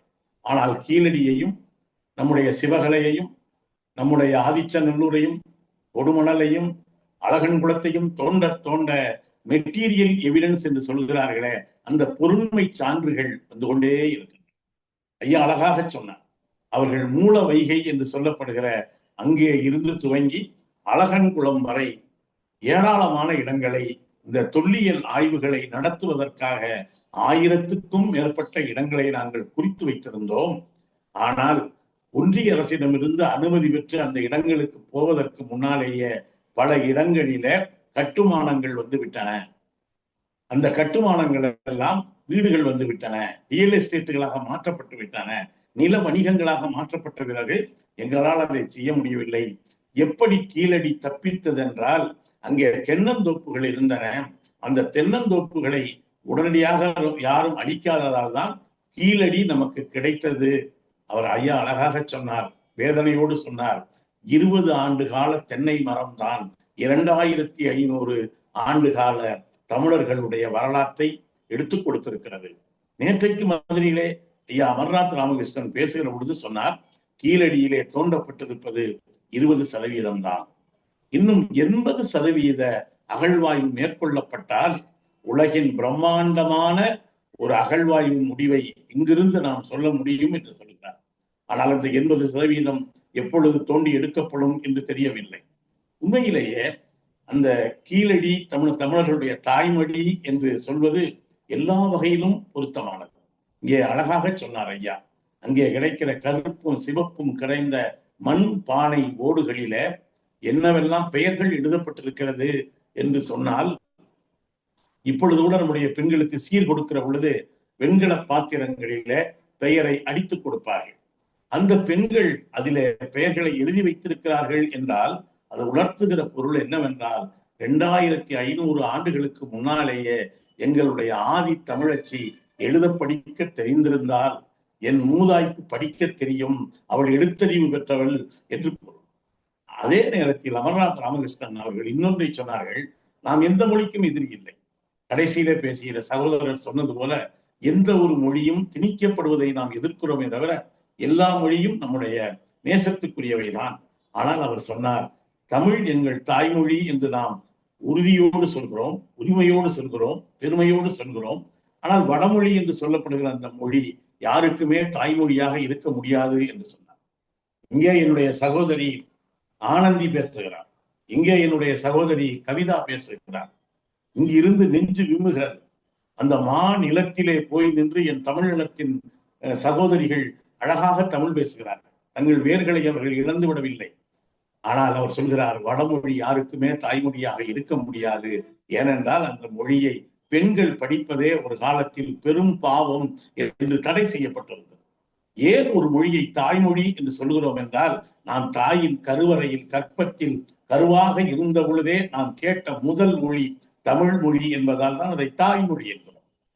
ஆனால் ஒரு பெண் பேச தடை விதிக்கப்பட்ட ஒரு மொழியை அந்த எந்த ஒரு குழந்தையும் கருவிலே கேட்டிருக்க முடியாது அல்லவா? எனவேதான் அதை நாம் தாய்மொழி என்று சொல்ல முடியாது என்று நான் சொல்லவில்லை, மிகப்பெரிய அறிஞரான அமர்நாத் ராமகிருஷ்ணன் சொல்கிறார். நீங்கள் தாய்மொழி பற்று என்பது சாதாரணமானதல்ல. வேர்களை தேடி என்கிற தலைப்பை திணை தந்திருப்பது ஒரு உண்மையிலேயே அற்புதமானது. ஏனென்றால் திணை என்கிற வார்த்தை நிலத்தையும் பொழுதையும் வைத்துத்தான் தமிழர்கள் திணை என்கிற ஒழுக்கத்தை வகுத்திருக்கிறார்கள். இங்கு ஐவகை நிலத்திற்கும் அதற்கென்று பாடுபொருள் உண்டு, மலர் உண்டு, அதற்கென்று ஒழுக்கமும் உண்டு. நாம் இங்கே தமிழ்நாட்டிலே ஒரு ஒன்று சொல்லுவோம், முடிச்சவிக்கு முள்ளமாரின்னு சொல்லுவோம் இல்லையா? ஒரு அறிஞர் என்னிடம் சொன்னார், இந்த முடிச்சவிக்குங்கிறதுக்கு ஒன்றும் பெரிய விளக்கம் தேவையில்லை. பிக் பாக்கெட் அடிக்கிறவன் திருடன்னு அர்த்தம், கல்வன்னு அர்த்தம். ஆனால் அந்த முல்லை மாறிங்கிறதுக்கு அவர் விளக்கம் சொன்னார். அதையும் நாம் சிந்திக்கலாம், ஏற்க வேண்டும் என்று நான் யாரையும் எப்போதும் சொல்ல மாட்டேன். என்ன சொல்றாருன்னா, முல்லை திணை என்பது காடு சார்ந்தது, முல்லை திணைக்குரிய ஒழுக்கம் என்பது காத்திருப்பது. காதலன் காதலி ஒருவருக்காக ஒருவர் காத்திருக்க வேண்டும், அவன் பொருள் வழி பிரிந்திருக்க கூடும். ஏன் முல்லை மாறி என்று சொல்கிறோம் என்று சொன்னால், முல்லை திணையில் இருந்து மாறியவனைத்தான் முள்ளமாரி என்று சொல்லப்பட்டதுதான் இந்த காலத்திலே முள்ளமாரி என்று மாறிவிட்டது என்று அவர் சொன்னார். சோவியத் நாட்டினுடைய கவிஞன் ரசூல் கம்சதேவ் சொன்னான், என்னுடைய தாய்மொழி நாளைக்கு இறந்து போகுமையானால் நான் இன்றைக்கே இறந்து போவேன் என்றார். அதே கவிஞன் தான் சொன்னான், நான் இறந்து கிடந்தேன், என்னுடைய தாய்மொழியை யாரோ பேசிக்கொண்டு போனார்கள், நான் உயிர்த்து எழுந்தேன் என்று அதே ரசூல் கம்சதேவ் தான் சொன்னார்கள். இங்கே வேர்களை தேடி என்று சொல்கிற பொழுது கவிக்கோ அப்துல் ரஹ்மான் அவர்கள் சொன்ன ஒரு வரி என்னுடைய நினைவுக்கு வருகிறது. அவர் என்ன சொன்னார் என்றால், வேலிக்கு வெளியே நீளும் கிளைகளை வெட்டும் என் தோட்டக்காரனே, பூமிக்கு அடியே நழுவும் என் வேர்களை என்ன செய்வாய் என்று கேட்டார். இந்த கவிதை கவிக்கோ அப்துல் ரஹ்மானுடைய கவிதை தொகுதியிலே இருக்கிறது. இங்கே உலகம் முழுவதும் விரிந்து பறந்து இருக்கிற தமிழ் கிளைகளை சில பேர் வெட்ட முயல்கிறார்கள். ஆனால் அந்த முட்டாள்கள் அறிய மாட்டார்கள், எங்களுடைய செழுமையும் வளமையும் உண்மையும் எங்களுடைய கிளைகளிலே இல்லை, பூமியிலே ஆழ பதிந்து கிடக்கிற வேர்களில் இருக்கிறது. என் தமிழ் உறவுகள் இங்கே ஐவகை நிலத்திலே இருந்தும் இங்கே தமிழ் நிலத்திலே அவர்களுடைய கிளைகள் இங்கே கலிபோர்னியாவில் இருக்கலாம், டெக்சாஸில் இருக்கலாம். ஆனால் எங்கள் வேர்கள் தமிழ் நிலத்திலேதான், இந்த ஐவகை நிலத்திலேதான் எங்கள் வேர்கள் இருக்கிறது. அமெரிக்காவுக்கு மட்டுமல்ல, திரைகடல் ஓடியும் திரவியம் தேடு என்கிற முதுமொழிக்கேற்பம், யாதும் ஊரே யாவரும் கேளீர் என்கிற அந்த எங்களுடைய கணியன் பூங்குன்றனாருடைய கருத்தை நெஞ்சிலே ஏந்தி அயல் தேசத்திற்கு பிழைக்கப் போகிற எம் தமிழ் உறவுகள் கடவுச்சீட்டை மட்டும் கையிலே எடுத்துக்கொண்டு போவதில்லை, மாறாக பொங்குகிற தமிழ் உணர்வையும் அவர்கள் அங்கே எடுத்துக்கொண்டு போகிறார்கள். அன்பிற்கினிய உறவுகளை நீங்கள் பார்த்திருப்பீர்கள், ஒரு நிலத்திலே இருந்து செடியை நாம் அகற்றுகிற பொழுது என்ன செய்வோம்? பொதுவாக அந்த நிலத்தின் மண்ணையும் கொஞ்சம் சேர்த்து எடுத்துக்கொண்டு போய்தான் வேறொரு நிலத்தில் வைப்போம். ஏனென்றால் அந்த வேர் மண்ணை எரியும்.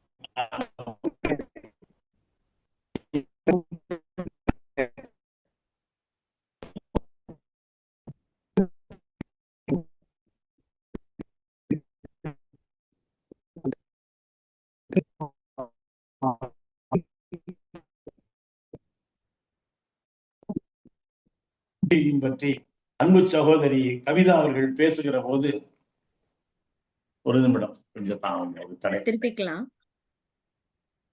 ஒரு நிமிடம் வந்துருச்சுங்கண்ணா, தொடரலாம். ஆமா, ஆனந்தி கேக்குதா? கேக்குதுங்கண்ணா. மன்னிக்கலாம், இடையில நம்முடைய வேல்பாரி வெங்கடேசன் தான் அழைப்புல வந்தாரு. நினைச்சேன், பரவாயில்ல தொடருங்க. என்னுடைய அமெரிக்க உறவுகளோட அதையும், ஏன்னா வேல்பாரி குறித்து தான் முதல்ல பேசினாரு, அவரே லைன்ல விட்டார். எல்லா வேர்கள் எல்லாம் உன்னோடு இணைந்துதான் இருக்கிறார். இங்க அவர் சொல்கிற பொழுது சொன்னார், இங்க தொல்காப்பியம் மட்டுமல்ல, இந்த தமிழ் எவ்வளவு ஒரு இயற்கையோடு இயைந்த மொழி, இணைந்த மொழி, இசைந்த மொழி. இந்த பொங்கல் திருவிழாவே இயற்கைக்கும் தமிழர்களுக்கும் இடையிலான உறவை சொல்வதுதான். நீங்கள் இன்றைக்கு 5 கண்டங்களிலும் எம் தமிழ் உறவுகள் பரவி கிடக்கிறார்கள். ஆனால் எங்கேயாவது தன் உடன் உழைத்த கால்நடையை இந்த அளவுக்கு கௌரவப்படுத்துகிற ஒரு விழாவை வேறெந்த தேசிய இனமும் சிந்தித்திருக்குமா என்று எனக்கு தெரியவில்லை. ஏனென்றால் இங்க சொன்னாங்க பார்த்தீங்களா, கல்ச்சர் என்கிற தலைப்பிலே ஐயா சரவணகுமார் பேசுகிற பொழுது, அக்ரிகல்ச்சர் என்பதே கூட மண்ணை பண்படுத்துவதால் அது அக்ரிகல்ச்சர், மனதை பண்படுத்துவதால் அதை கல்ச்சர் என்றுதான் சொல்கிறார்கள். நம்முடைய பண்பாடு என்பது 2500களாக பண்படுத்தப்பட்ட ஒரு பண்பாடாக இருக்கிறது. இன்னும் சொல்ல போனால், மொழியா கடவுளா என்று வந்தால் தமிழர்கள் மொழியைத்தான் முதலிலே வைப்பார்கள். இதற்கு நான் ஒன்றும் சங்க இலக்கியத்திலிருந்தெல்லாம் சான்று தேட வேண்டியதில்லை. 2 செய்தியை சொல்கிறேன். நாம் அனைவரும் திருவிளையாடல் படம் பார்த்திருப்போம். AP நாகராஜன் என்கிற அற்புதமான இயக்குனர் எடுத்த ஒரு மிகச்சிறந்த படம். இன்னைக்கும் கூட பார்ப்பதற்கு அவ்வளவு அற்புதமா இருக்கும். அதில் ஒரு காட்சி வரும். நான் அந்த படத்தின் முழு கதையையும் சொல்லவில்லை. ஏனென்றால் என் தங்கையிடம் நான் கேட்டேன், எவ்வளவு நேரம் பேசலாம் என்று. ஏனென்றால் அங்கு நிலமும் பொழுதும் வேறு, இங்கே நிலமும் பொழுதும் வேறு. நீங்கள் அங்கே பாருங்க, உலகத்தின் இன்னொரு கோடியிலிருந்து என்னுடைய உறவுகள் என் பேச்சை கேட்டுக் கொண்டிருக்கிறார்கள். நான் கீழடியின் காலடியில் இருந்து கொண்டு பேசுகிறேன்.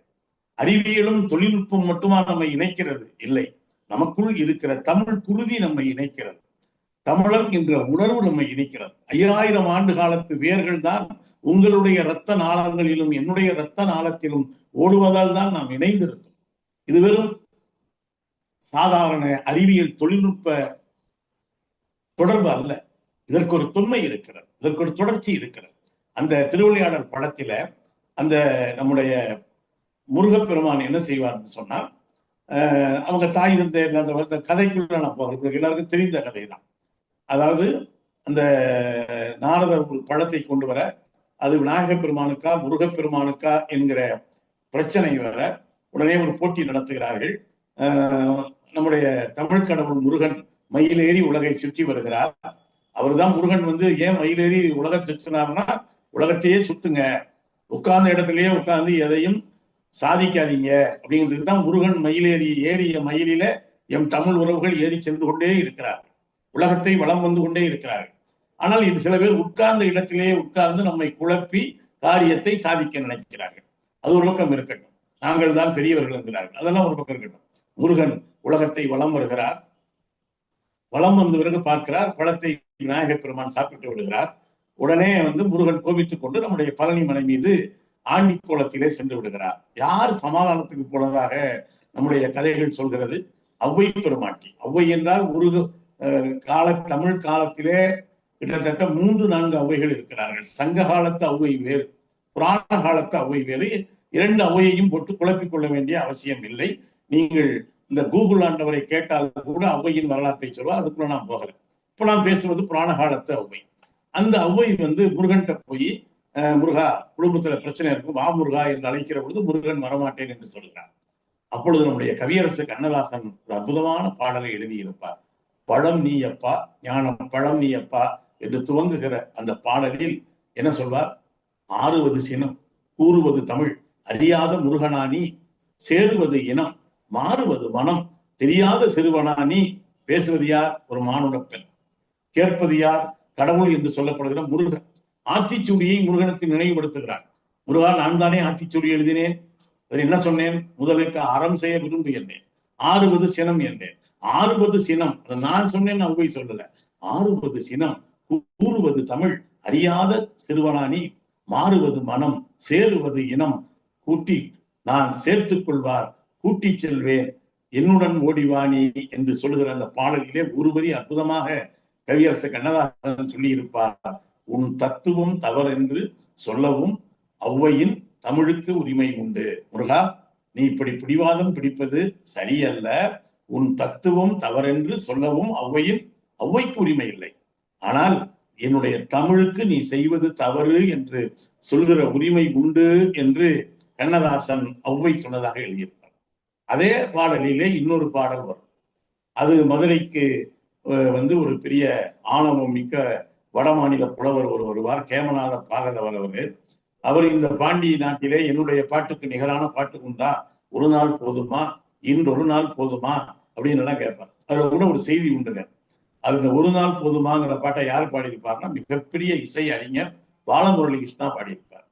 அந்த பாடலை முதல்ல ஐயா சீர்காழி கோவிந்தராஜன் ஐயாவைத்தான் பாடும்படி சொன்னாங்களாம். அந்த கதையை கேட்டு அவங்க சொன்னாங்க, என்னுடைய பாடலை டி.எம். சௌந்தரராஜன் பின்னால பாடுவார்ல, அதாவது நான் அசைந்தால் அசையும் அகிலம் எல்லாமே என்று சிவபெருமான் பாடுவது போல அந்த பாடல் இருக்கும். என்னுடைய பாடலை இன்னொருவருடைய பாடல் தோற்கடிப்பது போல இருப்பதால் இந்த பாடலை நான் பாட மாட்டேன் அப்படி என்று சீராளி ஐயா சொல்லிட்டாங்களாம். நான் பாலமுரளி கிருஷ்ண ஐயா ஒத்துக்கிட்டாராம். ஏன் என்ன சொன்னாங்களா, என்னுடைய பாடலை தோற்கடிப்பதற்கு கூட அந்த ஆண்டவனே இறங்கி வர வேண்டும் என்று தானே கதை சொல்கிறது. எனவே இன்னொரு நாள் போதுமா என்கிற பாடலை நான் பாடுகிறேன் என்று சொன்னார். இதுல அந்த ஒரு சீக்வன்ஸ்ல 4 பாட்டு வருங்க. ஒண்ணு 5 பாட்டு வருங்க. எவ்வளவு வருங்க? திருவிளையாடல் படத்துல ஒரே ஒரு கதைக்கு பாக்கா பசுமரம், படுத்து விட்டா நெடுமரம் அப்படிங்கிற பாட்டு, நான் அசைந்தால் அசையும் அகிலம் எல்லாமே அப்படிங்கிற பாட்டு, இன்னொரு நாள் போதுமா அப்படிங்கிற பாட்டு, இன்னொரு அற்புதமான பாட்டு நம்முடைய மரியாதைக்குரிய சோழவன் தான் டி.ஆர். மகாலிங்கம் ஐயா பாடிய பாட்டு. என்ன பாட்டு? இசைத்தமிழ் நீ செய்த அரும் சாதனை, நீ இருக்கையிலே எனக்கேன் பெரும் சோதனை. அடுத்தடுத்து பாட்டு வருங்க. ஆனா ஒரு பாட்டு கூட அவ்வளவு ஏங்க அடுத்தடுத்து பாட்டுன்னு யாரும் கேட்க மாட்டாங்க. ஒன்னொன்னும் ஒரு தேனாக கல்கண்டாக இருக்கும். நான் சொல்ல வந்தது அது இல்லை. அதுல ஒரு வரி வருங்க, தாய்க்கொரு பழி நேர்ந்தால் மகற்கு இல்லையோ, உன் தமிழுக்கு பிழை நேர்ந்தால் உனக்கு இல்லையோ அப்படின்னு கண்ணதாசன் எழுதியிருப்பாங்க. இதுக்கு என்ன அர்த்தம்? தாய்க்கொடு பழி நீந்தால் மகற்கு இல்லையோ, தமிழுக்கு பிழை நேர்ந்தால் உனக்கு இல்லையோ அப்படின்னு கேட்டா என்ன அர்த்தம்னா, தமிழ்தான் சிவனுக்கும் கடவுள், தாய் தமிழ் அதனுடைய மகன் கடவுள் என்றெல்லாம் நம்முடைய தமிழர்கள் இன்று நேற்றல்ல. இது ஏதோ ஒரு போலி பெருமிதம் அல்ல. இன்னும் சொல்ல போனால் நம்முடைய சங்க இலக்கியத்திலே எவ்வாறு இந்த இயற்கையை நேசித்திருக்கிறார். ஒரு காதலன் காதலியை பார்க்க தேரேறி போகிறார். காதலியை பார்க்க போகிற ஆர்வத்திலே தேரை வேகமாக செலுத்தி என்கிறார். புறவிகள் விரைந்து பாய்கிற பொழுது அதில் இருக்கிற மணிகள் எல்லாம் இசைக்கின்றன. காதலன் திடீரென்ற தேரோட்டியை சொல்கிறான், அந்த தேர்காலில் இருக்கிற மணியினுடைய நாக்கை கட்டிவிடு. ஏன் அப்படின்னு கேட்கிறான். நாம் இரவில் போகிறோம், இங்கே சில் வண்டுகள் எல்லாம் காதல் செய்கின்றன, பல சிற்றுயிர்கள் எல்லாம் காதல் செய்கின்றன. நம்முடைய மணியோசை அவர்களுடைய காதலை கெடுத்து விடக்கூடாது.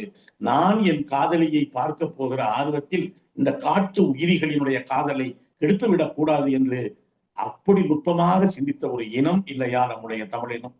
இங்கே இருக்கிற நீங்க அற்புதமான ஒரு யாதும் ஊரை யாவரும் கேள்வி திரும்ப திரும்ப சொல்றவங்க உண்மை. அதுல ஒரு வரி வருதுங்க, பெரியோரை வியத்தலும் இளனே, சிறியோரை இகழ்தல் அதனினும் இளனேங்க. யாரையாவது பெரிய மனுஷன் அப்படின்னு பார்த்து வியக்கிறதும் கிடையாது. இவர்கள் சிறியவர்கள் என்று யாரையும் இகழவும் கூடாது என்கிற ஒரு அறம் பேசிய மொழி அல்லவா தமிழ். இங்கே மொழிப்போர் தியாகிகளை பற்றிய ரொம்ப அற்புதமாக உணர்ச்சி பூர்வமாக சகோதரர் நினைவு கூர்ந்தார். நீங்க நம்ம எந்த மொழிக்கும் எதிரி கிடையாது. ரொம்ப எளிதாக நீங்க பாருங்க, நீங்க அமெரிக்காவில் போனா அங்க ஆங்கிலம். நீங்க இந்த நேரத்தில் நினைச்சு பாக்குறது, இருமொழி கொள்கையை நாம் பாதுகாக்கவில்லை என்று சொன்னால் என் தமிழ் உறவுகள் இன்றைக்கு அமெரிக்காவில இவ்வளவு வசதியாக இருக்க முடியுமா? ஒருவேளை இவர்கள் சொன்னது போல இன்றைக்கு இருப்பது போல நிலைமை இருந்தால் அந்த ஆங்கிலத்தையே அகற்றிவிட ஒரு பெரிய முயற்சி செய்தார். இந்த இடத்திலேதான் அன்றைக்கு பேரறிஞர் அண்ணா உள்ளிட்டவர்கள் ஆங்கிலத்தும் இருக்க வேண்டும் என்பதை ஒரு மிகப்பெரிய போராட்டம். பராசக்தி படத்தையும் பாருங்கள், அதுவே மொழிப்போர் வரலாற்றின் முழுமையான பகுதி இல்லை என்றாலும் கூட அது அடுத்தடுத்த வரலாற்றை நோக்கி செல்வதற்கு ஒரு அரணாக அமையும். எனக்கு ஒரு பெருமை என்னவென்றால், அந்த மொழி போரிலே தங்கள் உயிரை மாய்த்து கொண்ட ஒருவரிலே சாரங்கபாணி ஒருவர், மயிலாடுதுறையில் இருக்கக்கூடிய ஏவிசி கல்லூரி என்று சொல்லப்படுகிற அன்பநாதபுரம் வகையறா அறத்துறை கல்லூரியிலே தான் நான் 5 ஆண்டுகள் பொருளாதாரம் படித்தேன். இந்த சாரங்கபாணிக்கு அங்கே சிலை இருக்கிறது, ராஜேந்திரனுக்கு சிலை இருக்கிறது. அவர்களெல்லாம் வெறும் சிலை அல்ல. இந்த தமிழ்நாட்டில் தமிழை விட்டு விடாதீர்கள் என் உறவுகளே, நாங்கள் உங்களை நம்பித்தான் எங்கள் உயிரை விட்டோம், நமக்கெல்லாம் உயிராக இருக்கிற தமிழை நீங்கள் விட்டு விடாதீர்கள் என்று அந்த சிலைகள் நமக்கு சொல்லிக் கொண்டே இருக்கிறார்கள். வேர் என்பதை இழந்து விட்டால் நம்முடைய விலாசத்தை இழந்து விடுவோம். மொழி என்பதை சில பேர், அது ஒரு கருவிதானே, எந்த மொழியிலே பேசினால் என்ன என்று. எத்தனை பால் அருந்தினாலும் கூட முதலிலே நம் நாவில் படுவது தாய்ப்பால் தான். தாய்ப்பாலை விட 1000 மடங்கு மேலானது நம்முடைய தமிழ்ப்பால். நாம் யாரையும் எதிரிகளாக, யாதும் ஊரே யாவரும் கேளீர் என்று இந்த கைகளை விரித்து பறத்து இந்த உலகத்தையே அளக்க துடிகிற ஒரு இனமா யாரையும் எதிரிகளாக இல்லை. நான் இன்னும் கூட சொல்வேன், என் தமிழ் உறவுகளே, நீங்கள் பாருங்க, தமிழ்நாட்டில் எத்தனை வகையான மதம் வந்திருக்கு. சில மதங்கள் வந்தால் சில மொழிகள் அழிந்து போகும். ஆனால் தமிழுக்கு இருக்கிற சிறப்பு என்ன தெரியுமா? எந்த மதம் வந்தாலும் அந்த மதத்தோடு சேர்த்து தானும் வளர்கிற ஒரு பாங்கு, பண்பு, அந்த அறிவு தமிழுக்கு உண்டு. நான் உதாரணமா சொல்றேன். இங்க சைவம் தலைத்திருந்த காலத்திலே தேவாரம், திருவாசகம் வந்தது. திருவாசகத்தை பற்றி வள்ளல் பெருமான் சொல்கிற போது ஊன் கலந்து உயிர் கலந்து அப்படின்னு சொல்லுவார். இன்னும் கூட தேவாரத்துல மண்ணில் நல்ல வண்ணம் வாழலாம் என்பதும் தேவாரம் தான். அது சம்பந்தருடைய தேவாரம். நாமார்க்கும் குடியெல்லோம் நமனை அஞ்சோம் நரகத்தில் இடர்படும் நடலை எல்லோம் என்கிற நாவுக்கரசருடைய பெரும் குரலும் தேவாரம் தான். அதுபோல அடுத்து வைணவம் வளர்ந்த காலத்துல பாத்தீங்கன்னா 4000 திவ்ய பிரபந்தங்கள் என்று சொல்லப்படுகிற ஆண்டாளுடைய திருமொழி. கற்பூரம் நாருமோ கமலப்பூ நாருமோ என்று எவ்வளவு நுட்பமா பேசியிருக்காங்க. ஒரு பெண் வெளிப்படுத்திய காதல் தான். யார்கிட்ட காதலை கேட்கிறான்னா ஆண்டாள் நீங்க இந்த சங்க போய் கேட்கிறான். அதாவது பெருமாள் சங்கு ஊதுவார்னு சொல்றோம் இல்லையா, இந்த சங்க கேட்கிறா, நான் இந்த பெருமாளினுடைய இதழை தீண்ட முடியவில்லை, சங்கே நீதானே தீண்டுகிறாய், அது கற்பூரம் போல இருக்குமா, கமலப்பூ போல மணக்குமா, எப்படி இருக்கும் என் காதலன், அதாவது பெருமாளினுடைய அந்த இதழ் சுவை என்கிற கற்பூரம் நாருமோ என்று ஆண்டாள் வெளிப்படையாக பேசக்கூடிய ஒரு பாடலாக இருக்கிறது. இன்னும் பெரியாழ்வாருடைய பாடல் உட்பட வைணவத்திலே பல அற்புதமான பாடல்கள் உண்டு. வைணவம் வந்த பொழுது இங்கே 4000 திவ்ய பிரபந்தம். அடுத்து இங்கே புத்தம் வந்த பொழுது மணிமேகலை. நீங்க மணிமேகலையை என் தமிழ் உறவுகளை தயவு செய்து படியுங்கள். உலகத்திலே பசியே இருக்கக்கூடாது என்று தமிழ் இனம் கண்ட ஒரு பெருங்கனவுதான் அந்த அமுத சுரபி என்பது. அதே போல சிலப்பதிகாரம் எவ்வளவு பெரிய காவியம். சமணம் வந்தபோது சிலப்பதிகாரம், அதுல எந்த கடவுளையும் பாடாமல் திங்களை போற்றுதும் ஞாயிறு போற்றுதும் மாமலை போற்றுதும் என்று இயற்கையை மட்டுமே பேசுகிற சிலப்பதிகாரம். சமணம் வந்த பொழுது சிலப்பதிகாரம், புத்தம் வந்த பொழுது மணிமேகலை. அடுத்து இங்கே கிறிஸ்தவம் வந்த பொழுது இங்கே நமக்கு தேம்பாவணி கிடைத்தது. இன்னும் சொல்ல போனால் இந்த மண்ணிலே கிறிஸ்துவத்தை பரப்ப வந்த பல மத குருமார்கள் கடைசியிலே உலகம் முழுவதும் தமிழை பரப்புவர்களாக மாறி போனார்கள். திராவிட மொழிகளின் ஒப்பிலக்கணம், நான் பெயரை சொல்ல விரும்பவில்லை, ஒருவர் சொல்லுகிறார், அந்த கால்வல் என்ன பெரிய அறிஞரா, அவர் பள்ளி படிப்பை கூட முடிக்காதவர் என்று சொன்ன பொழுது இன்றைக்கு தமிழக சட்டப்பேரவையில அவர் லண்டன் பல்கலைக்கழகத்திலேயே முனைவர் பட்டம் பெற்றவர். திராவிட மொழிகளினுடைய ஒப்பிலக்கணம் ஜான் மார்ஷல் அவருடைய அந்த 2024 ஆண்டு என்பது அவருடைய தன் ஆய்வு வெளியிட்டதனுடைய அந்த நூற்றாண்டை இந்தியாவிலே எந்த மாநிலமும் கொண்டாடவில்லை, தமிழ்நாடு கொண்டாடியது. தமிழ்நாடு அரசு விழா எடுத்தது. இதிலிருந்தே உள்ளே இருக்கிற முடியும். ஜான் மார்ஸ் இந்த தமிழ் நில கிறிஸ்துவம் மதம் நிறைய அகராதிகளை கொடுத்தார்கள். தேம்பாவணி கொடுத்தது இன்னும் நிறைய. இஸ்லாமியம் இங்கே வந்த பொழுது சீரா புராணமும் குணங்குடி மஸ்தான் சாஹிப் பாடல்களுமாக நீங்க யோசித்து பார்த்தால் நண்பர்களே, தேவாரம், திருவாசகம், 4000 திவ்ய பிரபந்தம், சிலப்பதிகாரம், மணிமேகலை, அதே போல தேம்பாவணி என்று எல்லா மதங்களோடும் சேர்ந்து தன்னை தக்க வைத்துக் கொள்கிற, தகவமைத்துக் கொள்கிற ஆற்றல் நம்முடைய அன்னை தமிழுக்கு இருக்கிற காரணத்தினால்தான் இன்றைக்கு வரைக்கும், நான் அதிக நேரம் எடுத்துக்கொள்ள விரும்பவில்லை, சில மொழிகள் பெண்களை படிக்கக்கூடாது என்றார்கள். ஆனால் நீங்கள் திருவள்ளுவர் தினம் என்று போட்டிருக்கிறீர்களே, உலகத்திலே தமிழன் எதை இழந்தாலும் இந்த திருக்குறளை மட்டும் இழந்துவிடக்கூடாது. 1330 குறள்களும்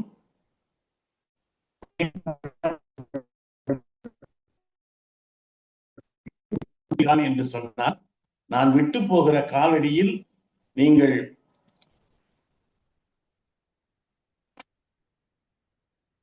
மன்னிக்கணும். கேக்குதாமா ஆனந்தி? கேக்குதுங்க. ஒரு 1.25 அடியில ஏன் திருக்குறளை வள்ளுவன் எழுதி வைத்து விட்டு போனான் என்றால், தமிழர்களே, நான் விட்டு போகிற காலடியிலே நீங்கள் உங்கள் காலடியை வைத்து இந்த உலகத்தை அளக்க வேண்டும் என்பதற்காகத்தான்.